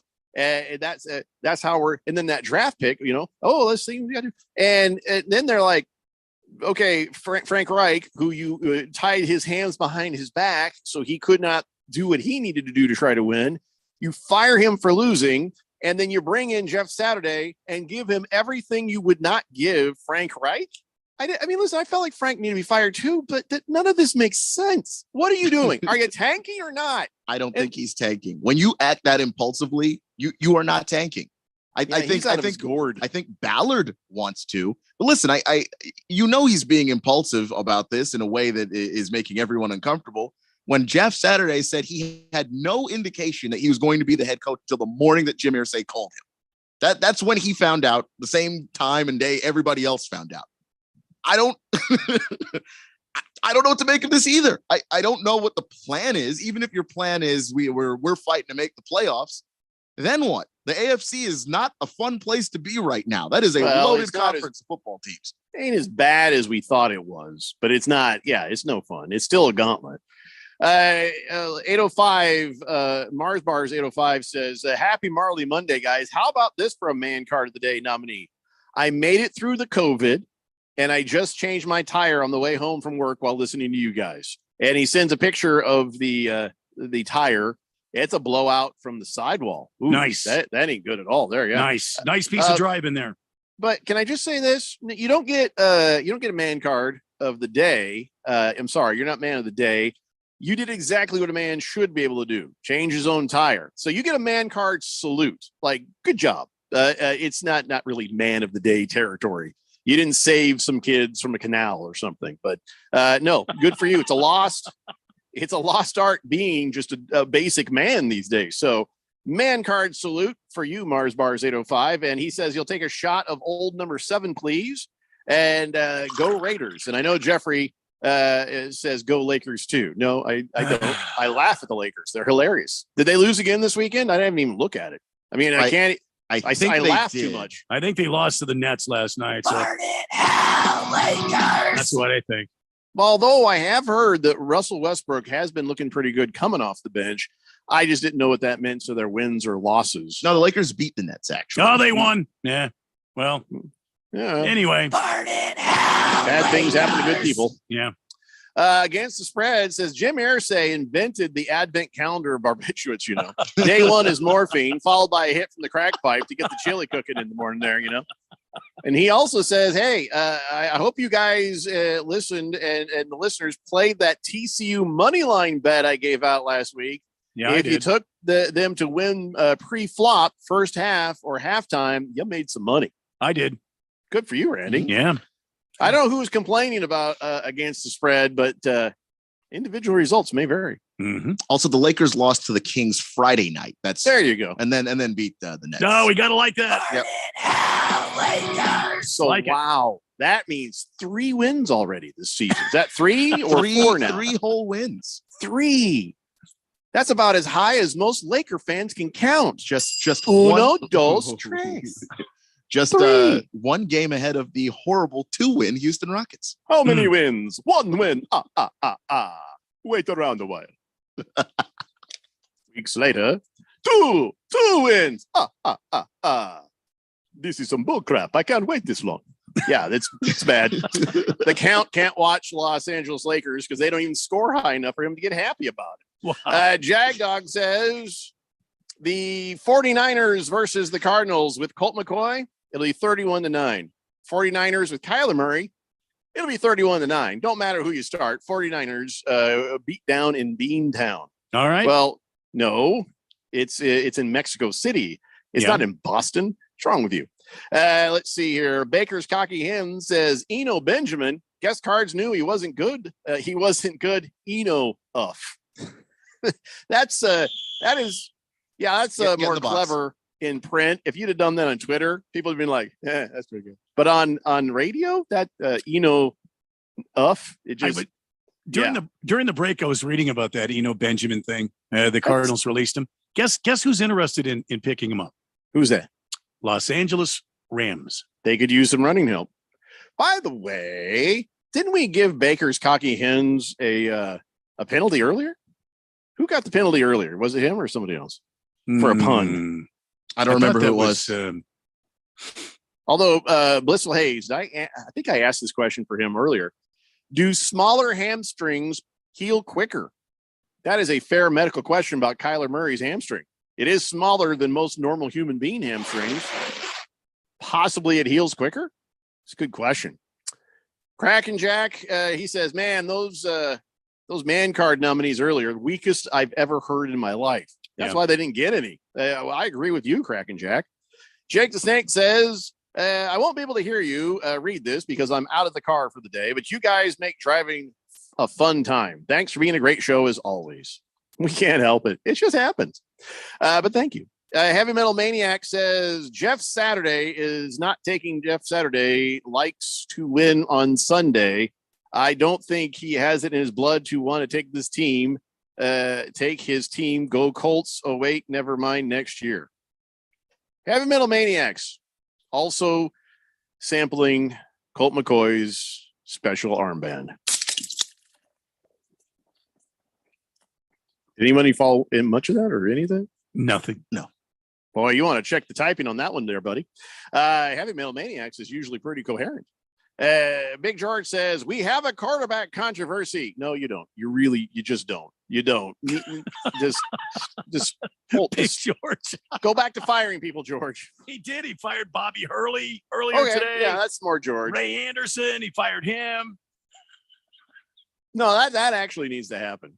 Last Optimist says, read a Twitter report an hour ago. Yep, Ertz is out for the season. Yeah, I heard the news. And by the way, the real victim here is me and my fantasy football team. But Randy, how does it? I mean, I know you have acknowledged that he's long in the tooth. This has got to be pretty bad for the Cardinals, or do you think that young backup guy whose name already eludes me? Do you think he's going to do all right? You know, I think he will, and I don't think this is catastrophic to the Cardinals at all. I think the bottom line is Can you get Kyler Murray or Colt McCoy, either one, to involve many people? You see what the Kansas City Chiefs do is what the Cardinals should do. They shouldn't just one-dimensional this thing. They should get many different targets involved. And that's what happened last weekend. A.J. Green, Rondale Moore, DeAndre Hopkins, get some more of these targets involved. And I think you're going to have a better opportunity of beating some of these teams. Otherwise, you're very one-dimensional. I've been saying that all season long. Cliff is very one-dimensional. Oh, look, there's a screen pass out in the flat. Oh, my. We haven't seen that all year. Instead, this past weekend, I saw the Cardinals going vertical. They were going downfield. They were pushing the ball forward. It was all forward, not sideways thinking, forward thinking. And that's what the Cards need to do.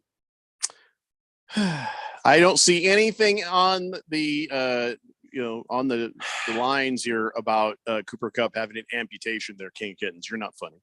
Let's see. Hefty Lefty says Laker fans can count to at least 17. Swazman says, I was born on Super Bowl Sunday. Number 2, Raiders versus Green Bay. I was raised a Bear fan, so I hate Green Bay succeeding, and I like to see the Raiders win. How ironic, the opposite happened this Sunday. We'll get to there. We'll get to you there. Boogie says, all right, 3 things. The Detroit Lions are winning the Super Bowl. Number 2, Aiden Hutchinson is also a WWE wrestler. And number 3, I want to see Colt McCoy finish the season at quarterback. Trade Kyler Murray. Well, you're past the trade deadline. WWE is fake wrestling. And no, the Detroit Lions are not going to go to the Super Bowl. You have 2 wins, let alone win. You go, Boogie. You go. 2 wins in week 10. You do you, Boogie. You can't pump the brakes because the brake lines have long since been cut. That's all right, Boogie. Boogie is screaming down a hill, and he's committed. There ain't no changing. Let's go, Lions!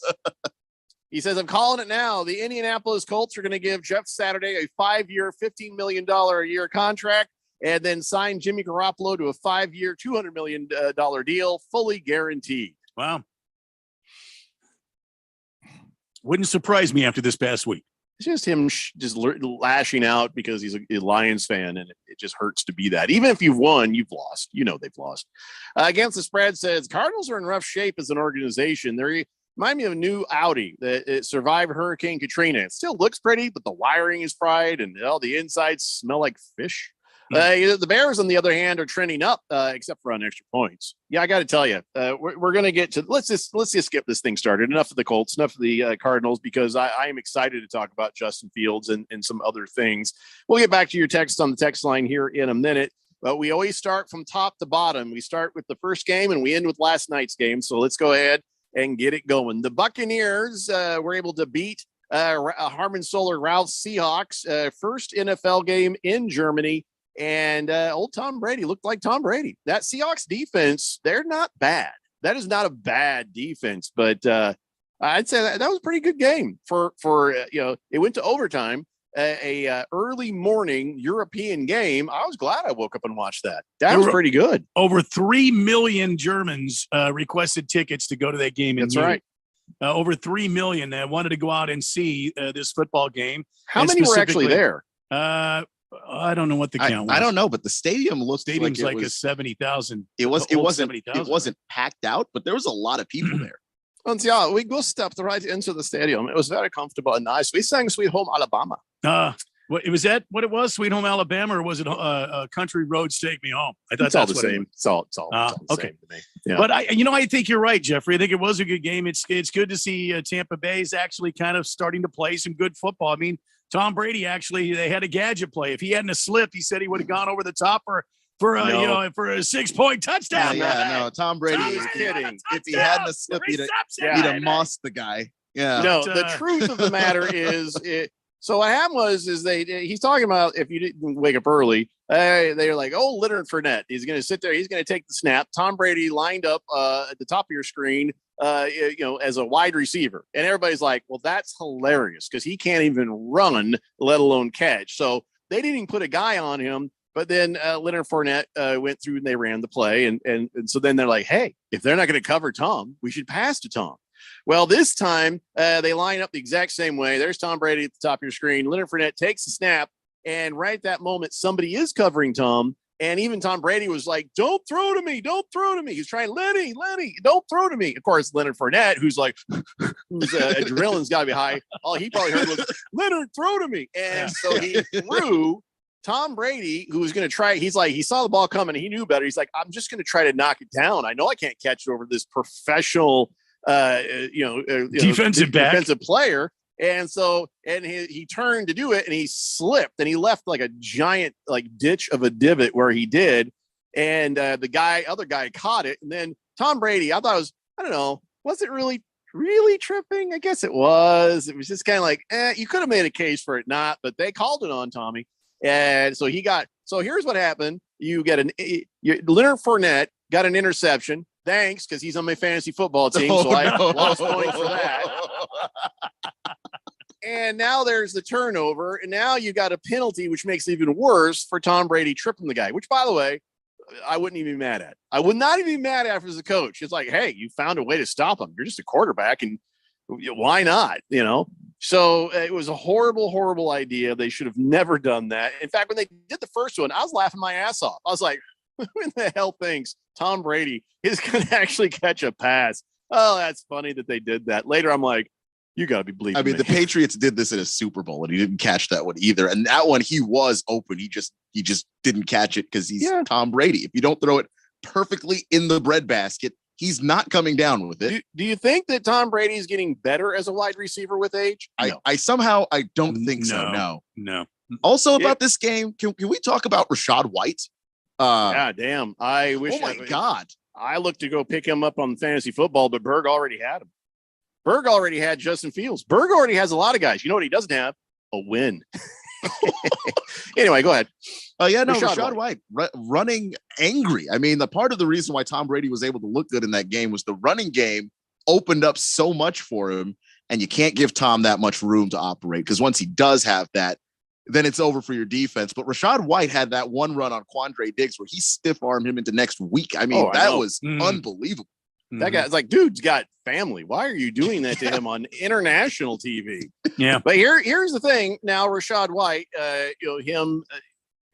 going off. Of course, Leonard Fournette got kind of injured, so that gave Rachaad White even more opportunity to go off and show everybody why he should continue getting the start. He actually did get the start on the game because Leonard Fournette, I guess, had some passport issues.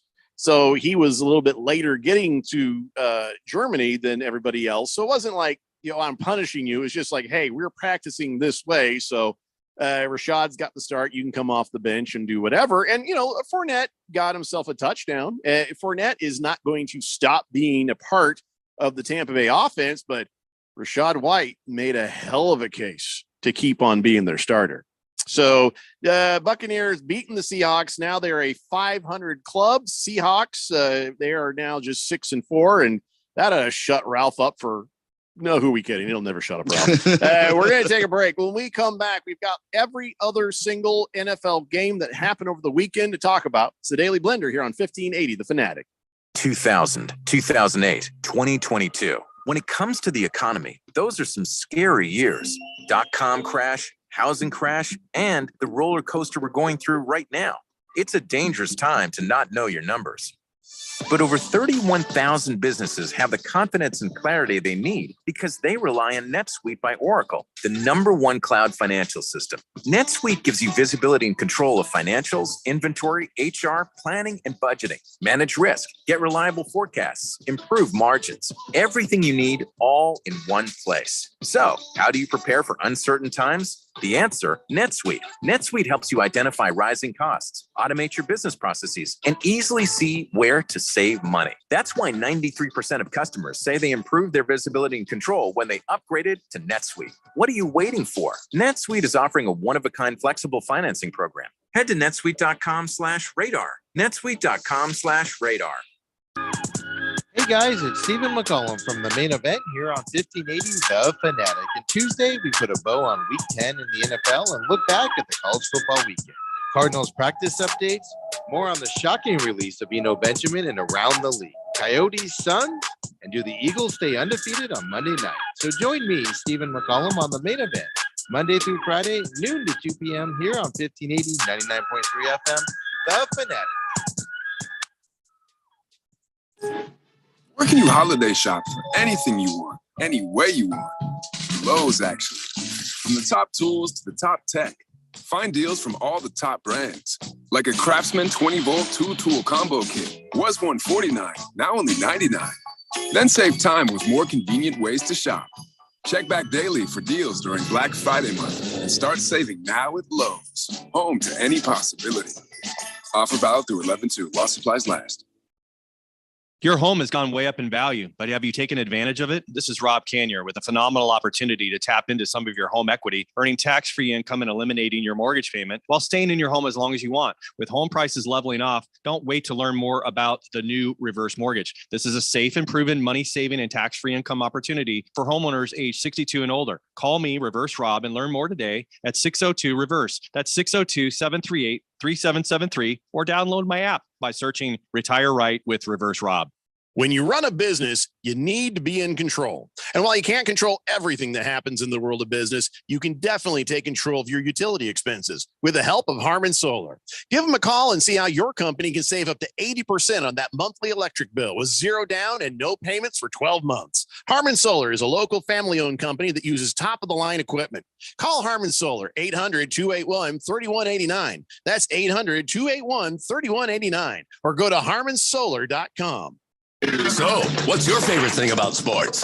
The excitement, the action, or the 5-meat pizza and the six-pack? Bingo. That's what we thought. 1580 and 99.3 The Fanatic, and always on at 1580thefanatic.com.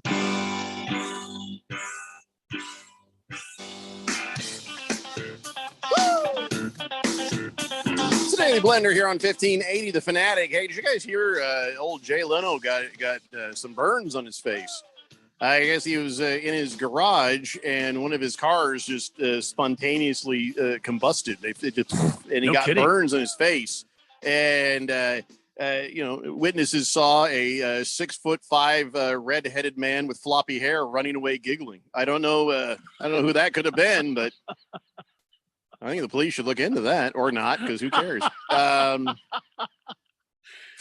boy, who'd have a motive or anything? So, and then I don't know about this. I just got this. I got this text in just a little bit ago. Hold on here. I'm trying to find out on the screen who this was. Stupid screen. It says a 25-year-old man was dancing on top of an 18-wheeler. He was knocked off when the truck went under an overpass on the freeway, just like the Coyote Roadrunner cartoon. Bam! He dead. That happened in Houston, I guess. Houston, huh? So if you're driving down the road and you see that, your first reaction is, well, that's hilarious. And then your second is, oh, God, because then you see that, right? Just, is that a real story? Did you just make that up? That's horrible. And then they had that. Oh, a lot of dumb crap is happening in Texas. This guy dancing, and then that crash at the air show, or like 6 people died in that thing. Yeah, listen, that was no laughing matter. Well, neither is a guy dancing on an 18-wheeler and getting splattered. No, that's a paying dividends on your stupidity. I mean, dead is dead. You know what I mean? I don't know what is worse than the other thing. Crash at that air show was just that was just terrible. That was really terrible. A lot of bad crap happens in Texas. That's all I'm going to say about that. Blissful Hayes says, now that Kyler has lost his starting quarterback job, the Cardinals should make him a running back and punt returner. Yeah. Well, that's not really what's happening there. And somebody just texted in, Eno, more like Eno works here anymore. Or you should have texted in, he no longer works here anymore. You should put in the word no longer. Yeah. So I'm sorry, you got a 2-minute penalty there. I don't see a texture nickname on this one. So I mean, I was going to say you should give us a texture nickname, but now that we've given you a 2-minute penalty, you have to wait 2 minutes. Hamilton Porter sent a thing. It has nothing to do with football. Didn't I tell you that we were trying to talk football here, man? Hamilton Porter. Yeah, he sent a thing from TMZ Sports that shows a Charlotte Hornets jersey. And I can't imagine why they'd be bombarded with jokes when their jersey, it says CLT for Charlotte. CLT. can't imagine why you're getting bombarded with sexual jokes, Charlotte. I Granted, can't imagine. that's what, like, when you that's the airport is like, if you go type it in on, like, yeah. So still funny whenever you see it. Oh no, it's still hilarious. I'm just saying I could understand why that most men can't find that airport. Most men can't. They're like, I can't. Can I get a cab? I can't find it. I just can't. So there's been Jay Leno. He's on the fire right now. So, just they decided to let, just the size of the chin and the acreage. They're like, let's let it burn out. We just, we've dug a trench around Jay Leno. We're just gonna let it. Just let it burn out. You're gonna let it. Might take a week. I don't know. Damn. Rob Diz says, "Fire! Did you see the size of the beers they were selling in Germany? Those are called Unsteins. Yeah, big old beers there. I shudder to think how much that cost." Hefty Lefty says, "By the way, with the Tom Brady attempt at catching a pass, what was it you said he said about going over the top and mossing the guy? What did he was going to Randy Moss the guy for a touchdown." Yeah. Hefty Lefty says, Tom Brady tweeted that with his tongue so far in his cheek, Giselle was jealous. By the way, my wife and I had a conversation, and we had a disagreement. She's like, wonder who's going to end up being seen publicly with another person first. And I said, well, it's going to be Giselle, because she's going to want to get with somebody to try to make Tom jealous for choosing football over her. And my wife was like, yeah, well, Tom Brady, he went from old Bridget Moynihan to Giselle while the last one was pregnant. So, she's like, well, he's an overlapper. And I said, yeah, but Giselle is a scorned woman. And guess what? I was right. Giselle Bundchen was seen on vacation in Costa Rica with her jiu-jitsu teacher only a couple weeks after breaking up with Tom Brady. In fact, he was her jiu-jitsu teacher well into a year before they got divorced. So people are talking. Might not have been the football, might have been the jiu-jitsu teacher. Ooh. Just saying. It's possible. I mean, the old ground and pound wins again. Eh? Oh my God. The old ground and pound. Poor Tom Brady. You can't compete with the ground and pound of Hakeem Valente, the handsome jiu-jitsu instructor. By the way, he has no clients in Costa Rica. Of course he doesn't. For some reason, whenever Tom Brady and Giselle would go to Costa Rica, he just happened to be there too. What a coincidence. None of my damn business. None of my damn business. Men, pay attention. The old ground and pound is always the way to go. Makes me want to go do some UFC with my wife. All right, let's get back to this quick. We got some UFC gloves downstairs because we've got some of the gear. We could, yeah. Next game up is the Minnesota Vikings beating the Bills. I'll make it quick. Josh Allen won the game for the Vikings. Moving on.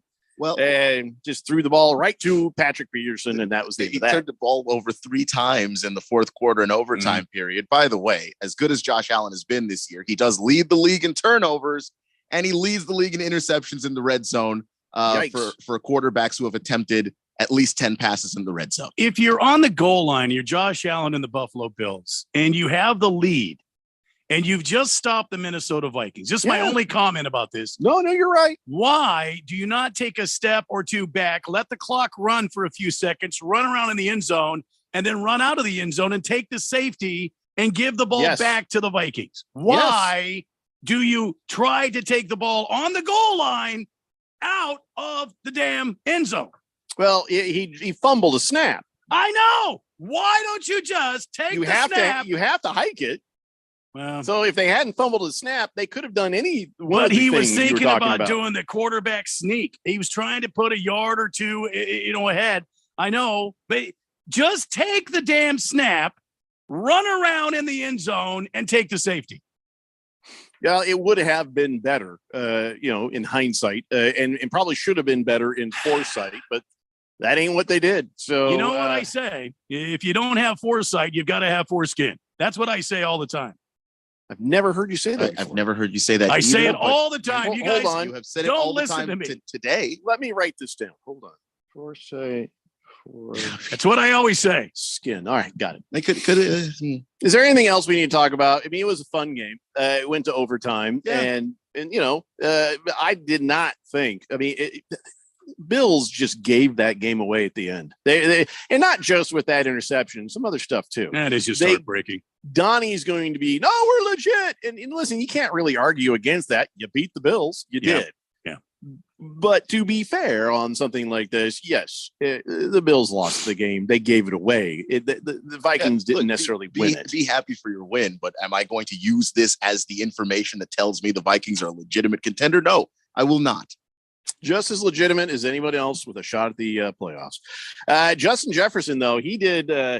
He got everybody. Oh, my God. He got everybody. He gets that touchdown, starts doing his little gritty, and he starts reaching back and grabbing his hamstring. And everybody's like, oh, dear God. And my wife even walked by and says, oh, that idiot hurt himself celebrating. And I'm like, what? And I looked at it and then like, no, he's kidding. He's just messing with everybody. He did that. He must have been planning that just to, of course, set the all receivers do. Ian Schefter and Rappaport's brains on fire. That was pretty good. Got to give it to him. That was pretty good.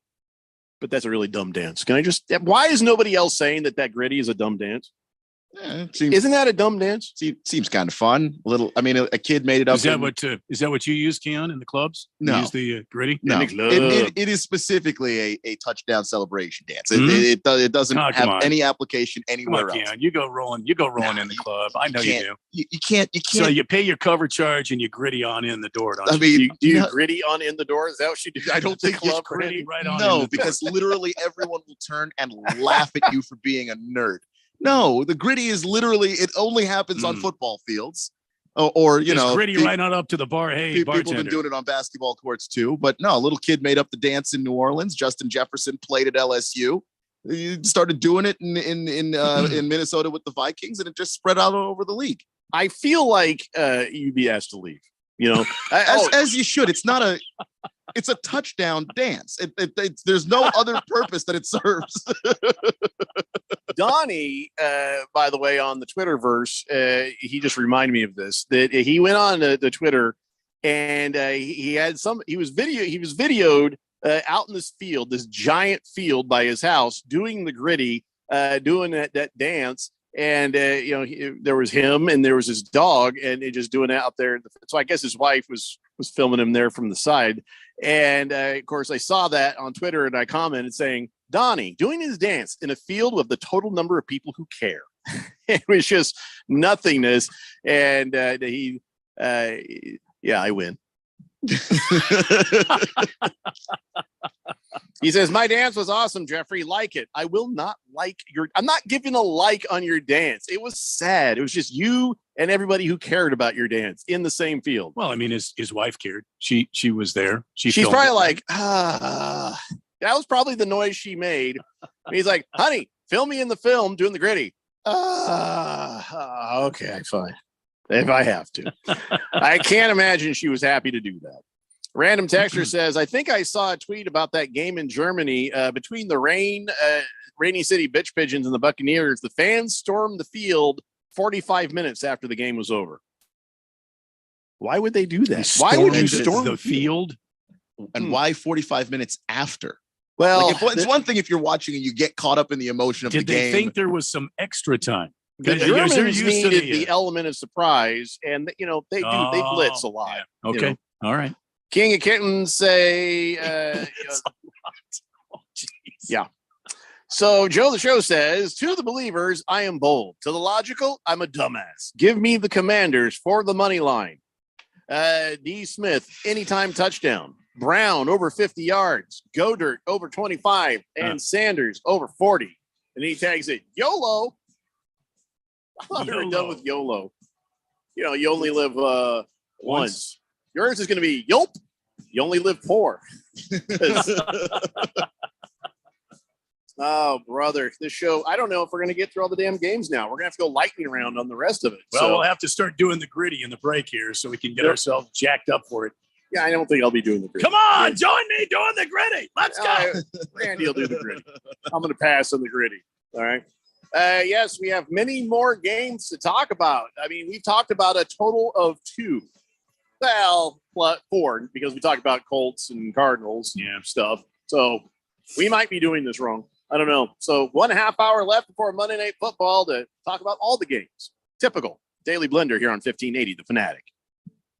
Wesley Financial Group is not a law firm. This story is called The Ugly Truth About Timeshare. If you think you've done your family a favor by buying a timeshare, you need my help. Hello, I'm Chuck McDowell, CEO and founder of Wesley Financial Group. 10 years ago, I started helping folks cancel their timeshare. In the process, started what's now called the timeshare cancellation industry. Timeshare is the only thing that you can buy that you can't tell me how much it's going to cost or when it's going to end. When you buy a timeshare, you give them a blank check to fill out any amount they want for annual maintenance and assessment fees. The crazy thing is, this never ends. Even when you die, your family's now going to be stuck with this burden. Stop the insanity today. Call my office now. If we take you as a client, I guarantee we'll cancel your timeshare or you'll pay nothing. Call for your free information kit. 800-786-9300. 800-786-9300. 800-786-9300.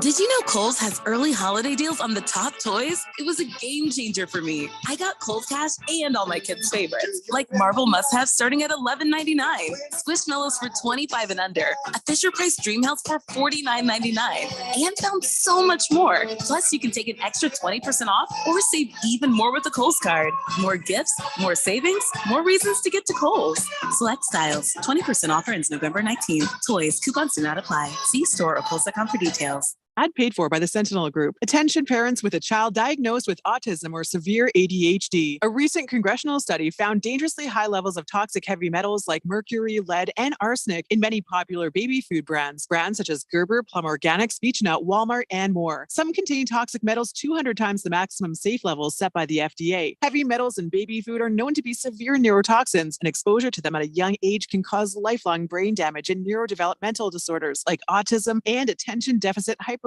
disorder. If you fed baby food to your child and they were later diagnosed with autism, autism spectrum disorders, or ADHD, you may be entitled to significant compensation. Call today for your free consultation. 800-653-9716. Don't wait. Let our experienced attorneys fight to get you the compensation you deserve, and you pay nothing unless there's a recovery in your favor. Call 800-653-9716. That's 800-653-9716. Again, 800-653-9716.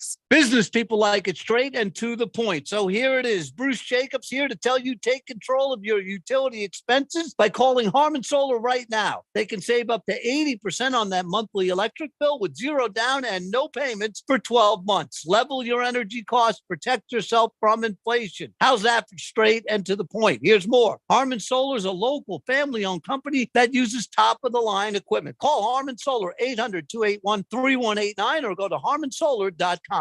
KQFN Tempe. Also transmitting on K25CD Phoenix at 99.3 FM and K240U Fountain Hills at 95.9 FM. It's time for the third hour. All right, people, settle down because it's time. Time for what? Showtime. When does it start? Right now. 3, 2, 1. Let's get on with the show. Let's do it.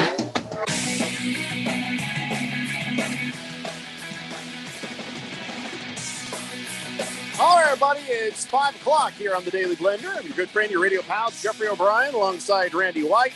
Got Keon Rose in the control room, and you guys are on the Fanatic text line, 888-368-1580. As we broadcast live in the Harmon Solar Studios in Scottsdale, we only have a half an hour before the Eagles host the Washington Commandos in Philadelphia. That's right. And 5:30 p.m. is the broadcast time, game time 6:15. And we got to get to talking about these games before we don't have any more time to do it. So let's do that. Then I'll come back around and get caught up on the text line, guys. So if I don't read your text right away, hang in there.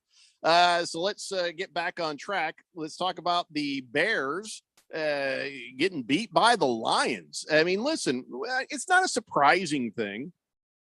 All right, it's a very surprising thing that the Lions win a game, but it's not a surprising thing when you're dealing with a young Bears quarterback who's finding his rhythm. He's playing great. He's running great. He's doing what needs to be done. But the Bears don't have a fully formed team. They got draft picks on the way. There's help on the way. So this is just one big preseason for the Bears. Great if they win. It's all right if they don't, because they're just getting ready. They are just getting ready and building up. So, the Bears had a 14-point lead in the fourth quarter. Yes, they blew that lead, and they let the Lions back in, and the Lions did win. But you know what?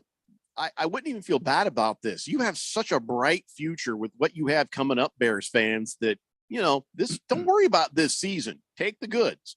Take the goods when they happen. And, do the best you can, but be looking forward to next year and the year after, because things are about to get good. If you're a Bears fan, the only thing you don't want to see happen at this point, you don't want to see your quarterback go down with a significant injury. You don't want to see Justin Fields take one in the knee or take one in the back, or an ankle or get a concussion. You don't want to see him go down with a significant injury. You got to let him play the way he's going to play. Right now, he's on pace to break Lamar Jackson's single-season quarterback rushing record. I understand. I couldn't believe it when I saw that. But that's the way Lamar thinks. Everybody's saying, well, he shouldn't be playing unless he's got a guaranteed contract. Well, Justin Fields, he shouldn't be playing so much too hard because, the future is on the way. This is the way these guys play. You got to let them play. Well, yes, you've got to let him play. But like I said, if you're a Bears fan, you don't want to see Justin Fields go down, and you want to see this team make some sort of move to bring back that historic, monsters of the Midway feel for that Bears defense. You started to put together sort of this offense now.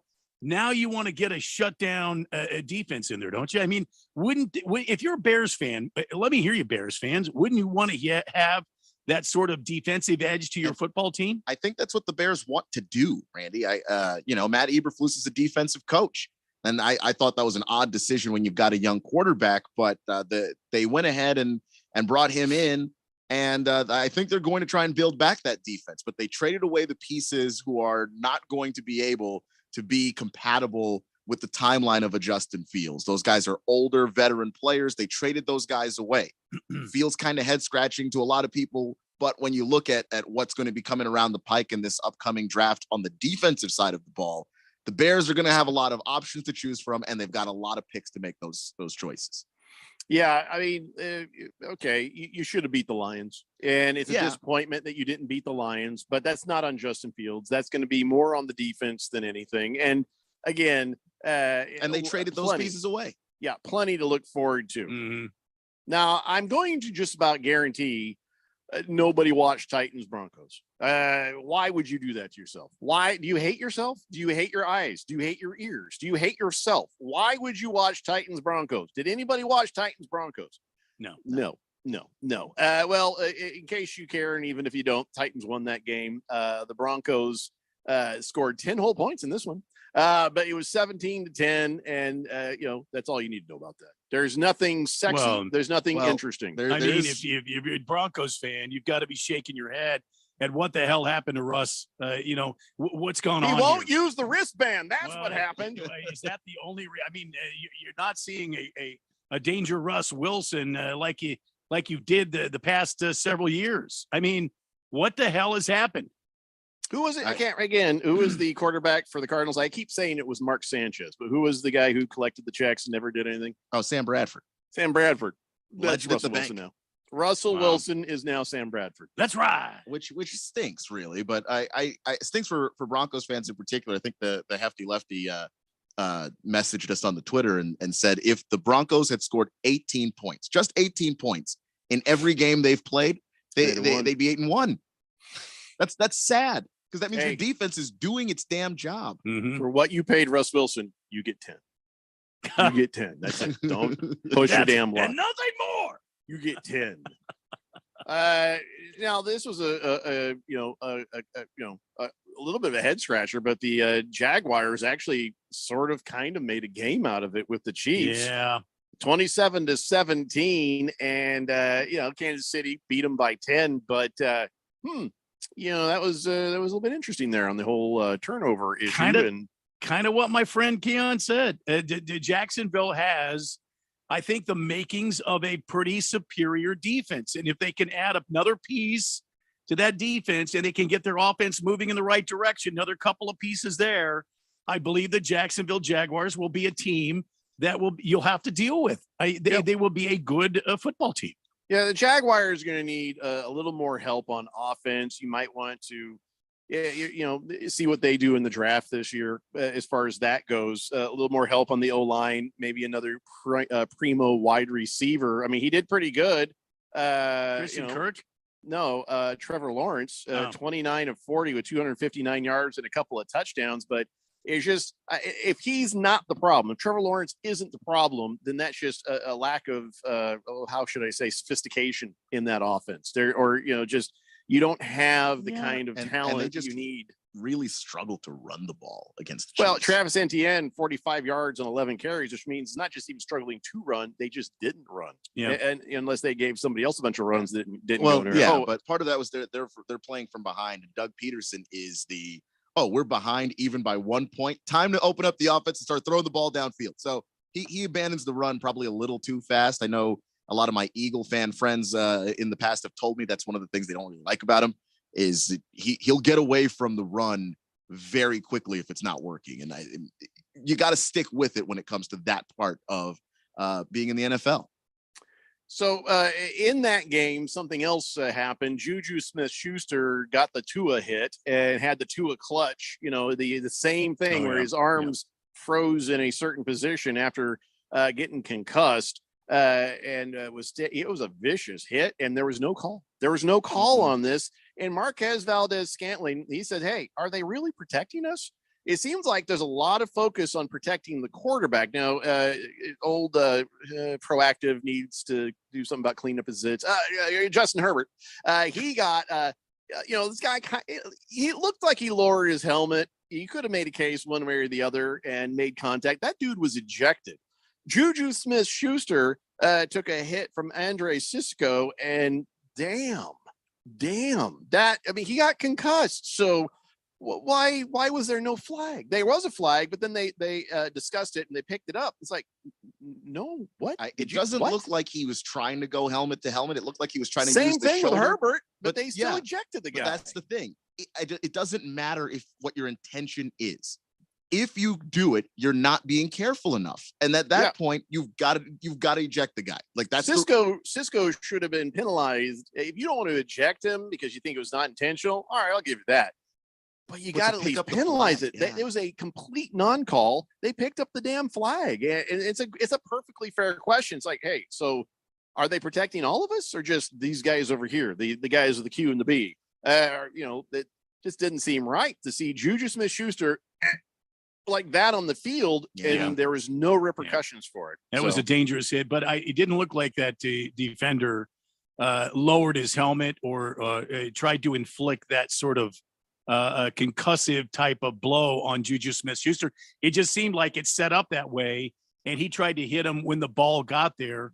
I don't think it was a dirty hit. I mean, I saw the replay a couple of times. It didn't look like he had some malice, in his approach. It looked like he was just trying to separate the receiver from the football, and that's part of the game still. That's part of the game still.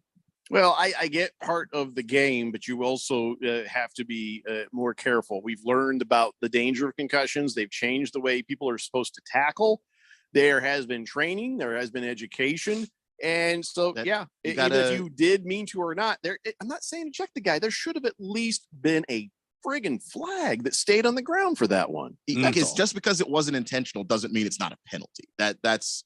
But I mean, what are you going to call, like rough tackling? What do you call on that play? Well, I don't know exactly what the NFL calls the rule, but helmet to helmet contact, so that's personal foul. But whether it was intentional or not, it's still a personal foul. Because they do it in college too. It's targeting in college, And if it's an accident, if your helmet as a defensive player, if you initiate contact with your head, they're still ejecting you. That's just the nature of how that's going to go. And part of it is because they're teaching guys to hit with their head up. If you see what you hit, you shouldn't helmet to helmet collide with somebody. But it looked like the defender had his head up. It looked like he had his head up.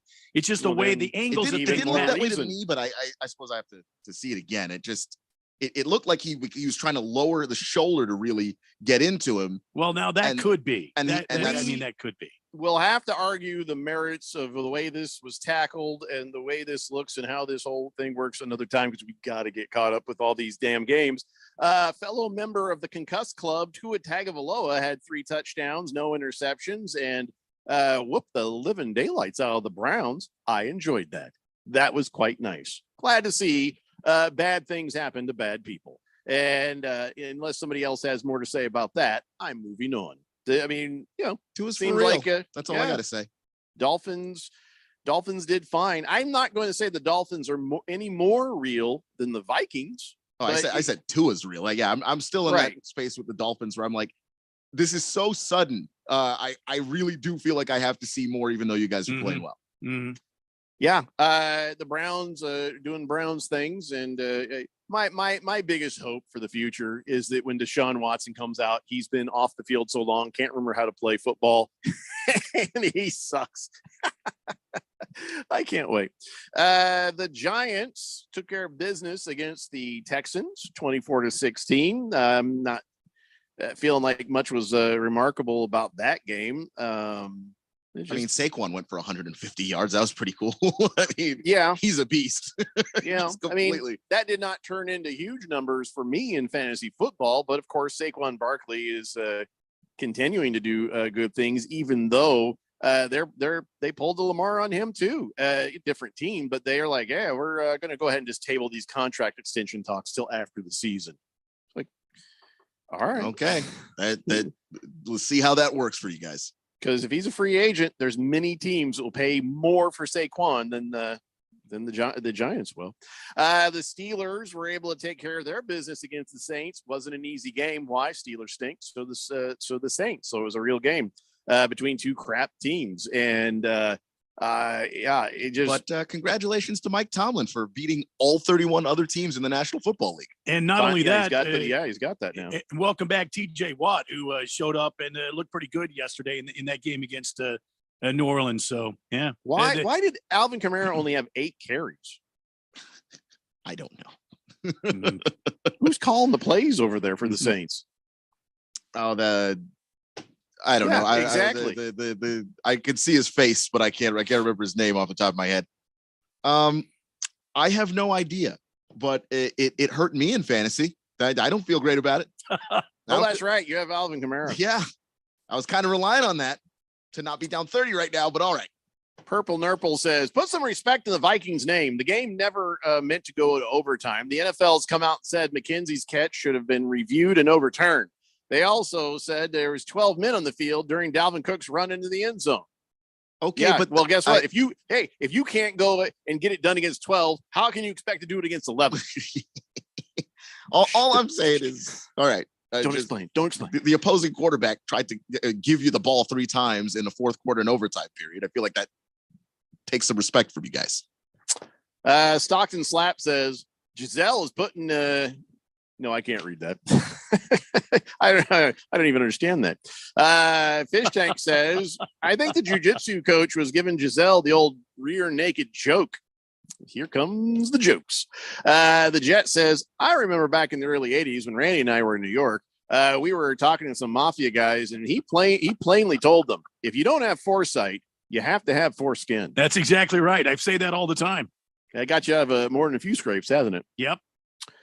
King Kitten says, Chris Paul unexpectedly had an amputation of the foothill, and he'll miss tonight's game in Miami. Third straight missed game. No. Why do you people keep trying to get somebody amputated? Why? What's Halloween's over. We're on to Thanksgiving now. Yeah. She Skull says, you mind your Vikings manners. 8-1, regardless of anything. Hi, guys. He's a very friendly, angry person. Right now. Chief Skull, listen. Yeah, they're 8-1. There's no denying that. we'll see what happens when they hit the playoffs and it's a different league altogether. Who knows? Maybe you guys will get to the Super Bowl. I'm not saying it's impossible. I just don't feel them any more than I feel some of these other teams. That's all. Joe the Show says, hear me out. Okay. I love when it starts this way. Last week, the Colts, Commanders, and Cardinals all lost. This week, the Colts and Cardinals won. Keon, this one's on you, my friend. Yeah, Oh, boy. well, don't put that on me. boy. Don't put that pressure on me. I don't need it. I don't want. I barely want my team to be observed in prime time as it is. And I picked the Eagles, so you sorry, Keon. All right, let's take a break. When we come back, we could just make it if we try.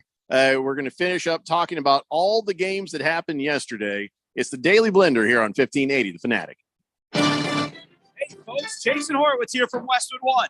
Join me, Kevin Harlan, and Ross Tucker for an NFC East battle on Monday Night Football. And Jalen Hurts and the Eagles host the Commanders. As the only remaining undefeated team, Philadelphia hoping to sweep Washington to move to 9-0. Don't miss any of the action coming up on Monday Night Football. Right here on 1580, The Fanatic, Arizona's home for the NFL. O'Reilly. Cleaning your fuel system can help your engine run better and improve gas mileage. Visit O'Reilly Auto Parts and pick up a bottle of Chevron Techron Fuel System Cleaner. On sale now. Buy one, get one free. Plus, double O Rewards points. Get more fuel-saving tips from the professional parts people at your local O'Reilly Auto Parts or visit O'ReillyAuto.com. O'Reilly Auto Parts. Without the ones like you, who work tirelessly to keep things running, everything would suddenly stop. Hospitals, factories, schools, and power plants, they all depend on you. No matter the weather, emergency, or time of day, you're the ones who get it done. At Grainger, we're here for you 24/7 with supplies and solutions for every industry and access to product specialists ready to help. Call, click Grainger.com, or just stop by. Grainger, for the ones who get it done. You could save big when you bundle your home and auto with Progressive, but when we just come out and say it, it feels like it falls a bit flat. So instead, we're going to have someone else say it. Because for some reason, when a random person talks about how great something is in a commercial, it's more believable. I saved with a Progressive home and auto bundle. And there you have it. I mean, I'm not sure why she's more believable than me, but either way, you get the point about the saving. Progressive Casualty Insurance Company and Affiliates. Discount not available in all states or situations. Thinking about life insurance? What if you could make one free phone call and learn your best price from nearly a dozen highly rated, price competitive companies? Well, that's exactly what happens when you call SelectQuote Life. For example, George is 40. He was getting sky-high quotes from other companies because he takes meds to control his blood pressure. But when I shopped around, I found him a 10-year, $500,000 policy for under $25 a month. I'm SelectQuote agent Dan Savino. And believe me, if SelectQuote isn't shopping for your life insurance, you're probably paying too much. For your free quote, call 800-928-3366. That's 800-928-3366. 800-928-3366. Or go to SelectQuote.com. Since 1985, we shop, you save. Get full details on the example policy at SelectQuote.com/commercials. Or price could vary depending on your health, issuing company, and other factors. Not available in all states. Every day, I bet your floors have shoe grime and pet grime and invisible grime. Invisible grime? Yep, the kind of grime that you only notice when you look at your socks. Ew. So get Swiffer Sweeper Wet, the cleaning power of a mop with the convenience of a wipe. Sweeper heavy-duty wet pads come prepped with a cleaning solution that traps and locks dirt and grime deep inside the pad, even dirt and grime you can't see. For the clean floors you want, anytime you want it. Swiffer Sweeper heavy-duty wet pads. Where can you holiday shop for anything you want, any way you want? Lowe's, actually. From the top tools to the top tech, find deals from all the top brands. Like a Craftsman 20-volt two-tool combo kit. Was $149, now only $99. Then save time with more convenient ways to shop. Check back daily for deals during Black Friday month and start saving now at Lowe's. Home to any possibility. Offer valid through 11/2 while supplies last. Hey, Rolex lovers, are you looking to buy? How about sell or trade? Do you need your watch serviced at a reasonable price? Family owned and trusted Diamond Gems Jewelry is your answer. Our on-site master watchmaker has 50 years experience servicing Rolex and all brands of watches. Diamond Gems Jewelry in Uptown Phoenix and on the west side too. Search Diamond Gems Phoenix or call 602-466-1772. Buy, sell, trade, or service. Diamond Gems, Arizona's most huggable jeweler. Remember last year when you wanted to hear that NFL matchup, but you couldn't because you were at your nephew's birthday party and the Fanatic couldn't stream the NFL on their app? Didn't that suck? Well, those days are over, pal. Now you can listen live to every primetime NFL game on the Fanatic app. Download the app now at the Google Play Store or the App Store or at 1580thefanatic.com.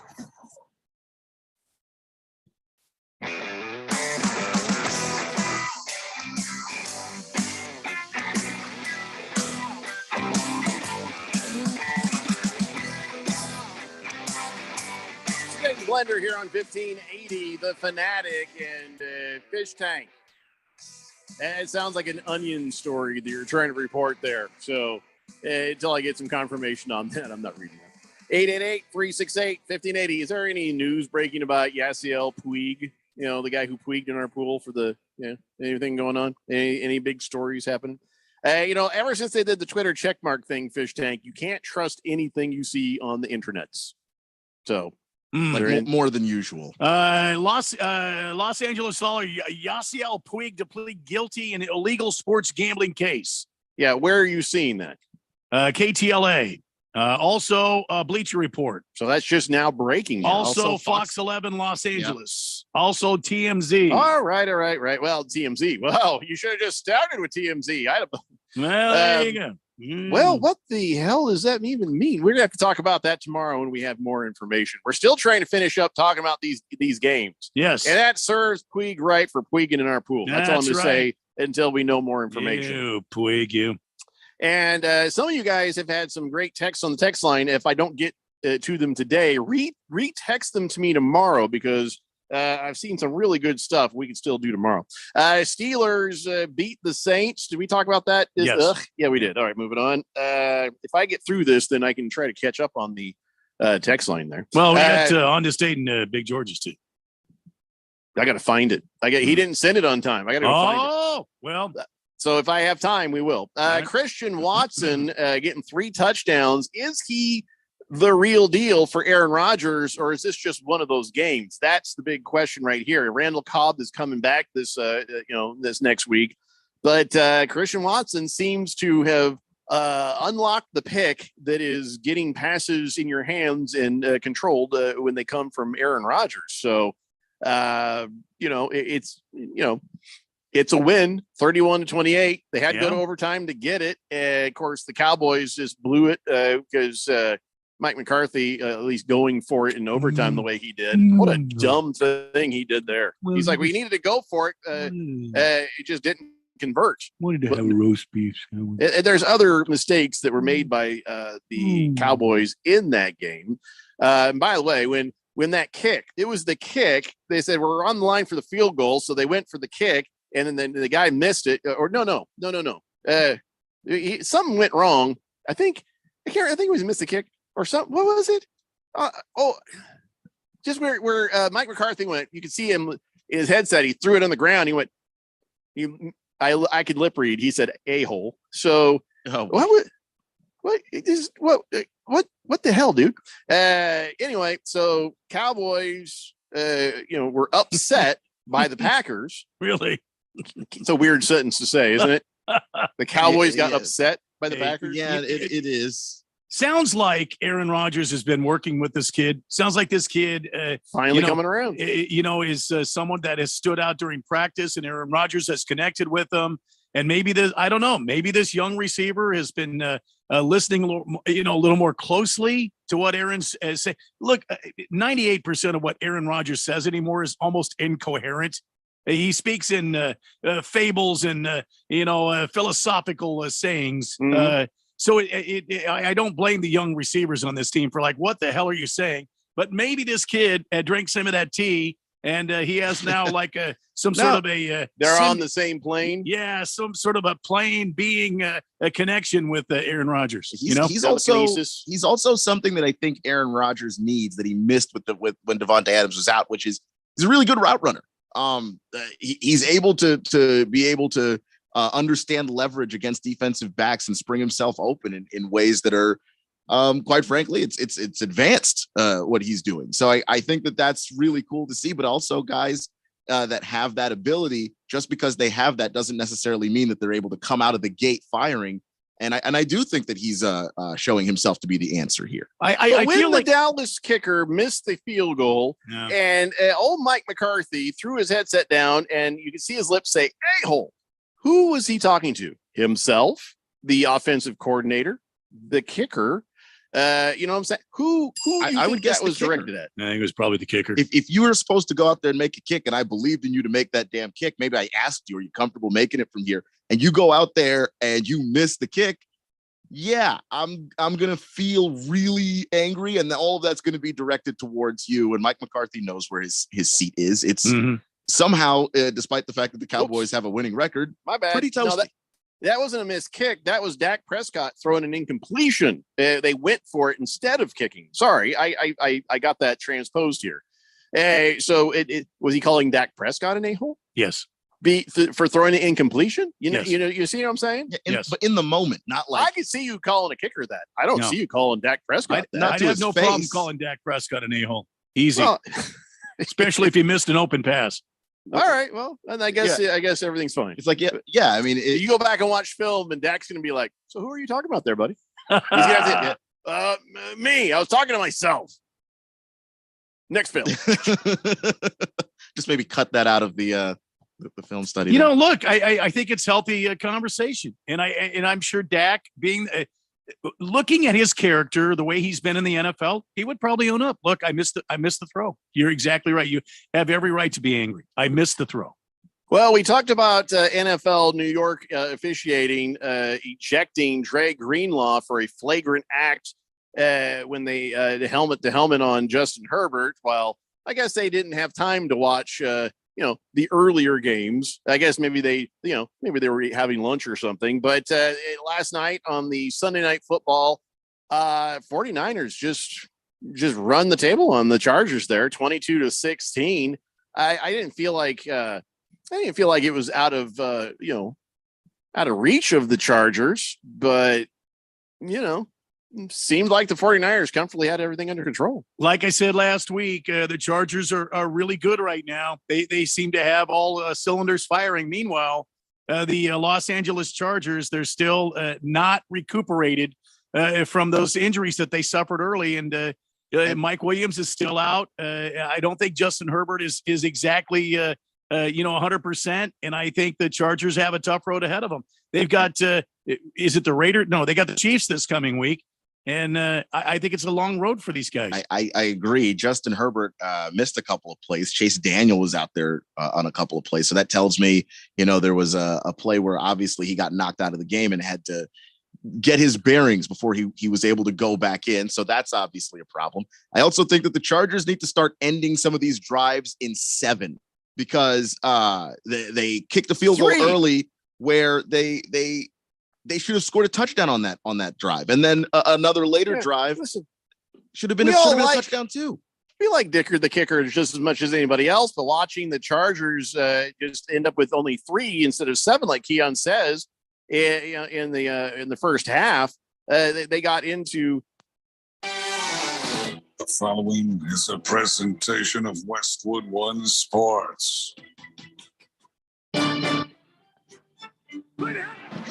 If it's the NFL, it's on Westwood One. First and goal, snap, spin, fake, hand off. Here comes the rush. He throws a pass, end zone. It's caught.